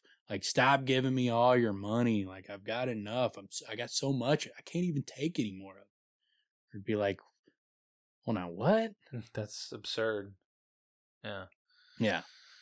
That's an absurdity. Like you're bragging, but trying to act like, you're not bragging. Like it's an inconvenience. It's a narcissistic, view of the world. You don't have that, do you? No. You sure? Positive. You're sure? How could I? How could I have that and be the most humble person who's ever existed? Yeah, that's a hard one. Square that one, you stupid idiot.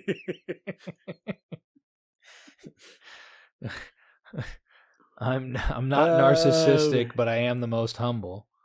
Yeah. Wow. Okay. But yeah, so what we got coming up next week? We'll have Kvothe. They leave the inn and they start heading back to the mayor, but then Cthaeh is gonna catch Tempe teaching Kvothe the Cthaeh, and they're gonna have to head to the Adimre. Yeah, that's right. So we go off on another adventure there. Yep, we're getting another and it gets there quick. Shift of scenery. Yeah, it's only like by the third chapter after this. He'll arrive there.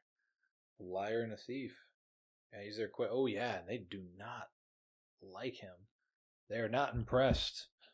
Not in the opening. It takes a minute, but he gets Vachette and obviously Tempe's on his side. Shane's pretty cool with him. But Cthaeh really doesn't like him. Yeah. And it almost gives you that feeling like, damn, dude, like pretty much everybody hates him. But then slowly he's kind of but Tempe's on his side, but Tempe's not around. They get isolated from like the get-go. Yeah, so it's a really interesting whole things go in a completely different direction. I like this second book quite a bit. I like those elements of it, like how it darts off into completely different directions that are so different. It's great. The exploration of each little piece of the world is like almost like a different book. Yeah. The Adimre is a classic section. There's a lot of good stuff. I mean, I guess, and there's some good stuff as far as the theorizing. There's like some good pieces with how it ends mainly on with him, the naming, and then with him they give him a name and the sword and Shane's story and the 99 stories. Like there's there's some good theory stuff in a dim ray as well. But I guess the element that holds it all together, all the different parts of the world, is the sex, right? There's constant. Yeah. There's constantly humping. Yeah, it's constantly tables. Humping a lot. Humping every chapter. Just humping. I mean, look, man, if you're going to say it's the American Pie of novels, like book 2, he needs to be humping tables. He needs to be having sex with food. Like he's constantly, he can't stop himself, which would actually be fairly realistic for a fucking 16-year-old, 15, 16-year-old. He'd be like banging it out constantly. That would be much more realistic.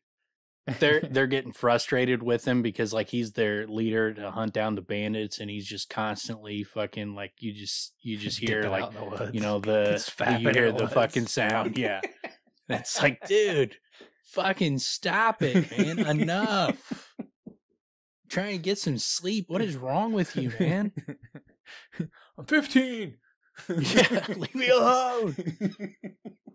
I'm taking a pee. I'm working it out. I'm peeing right now. I'm getting it out of me. I'll be fine in a minute.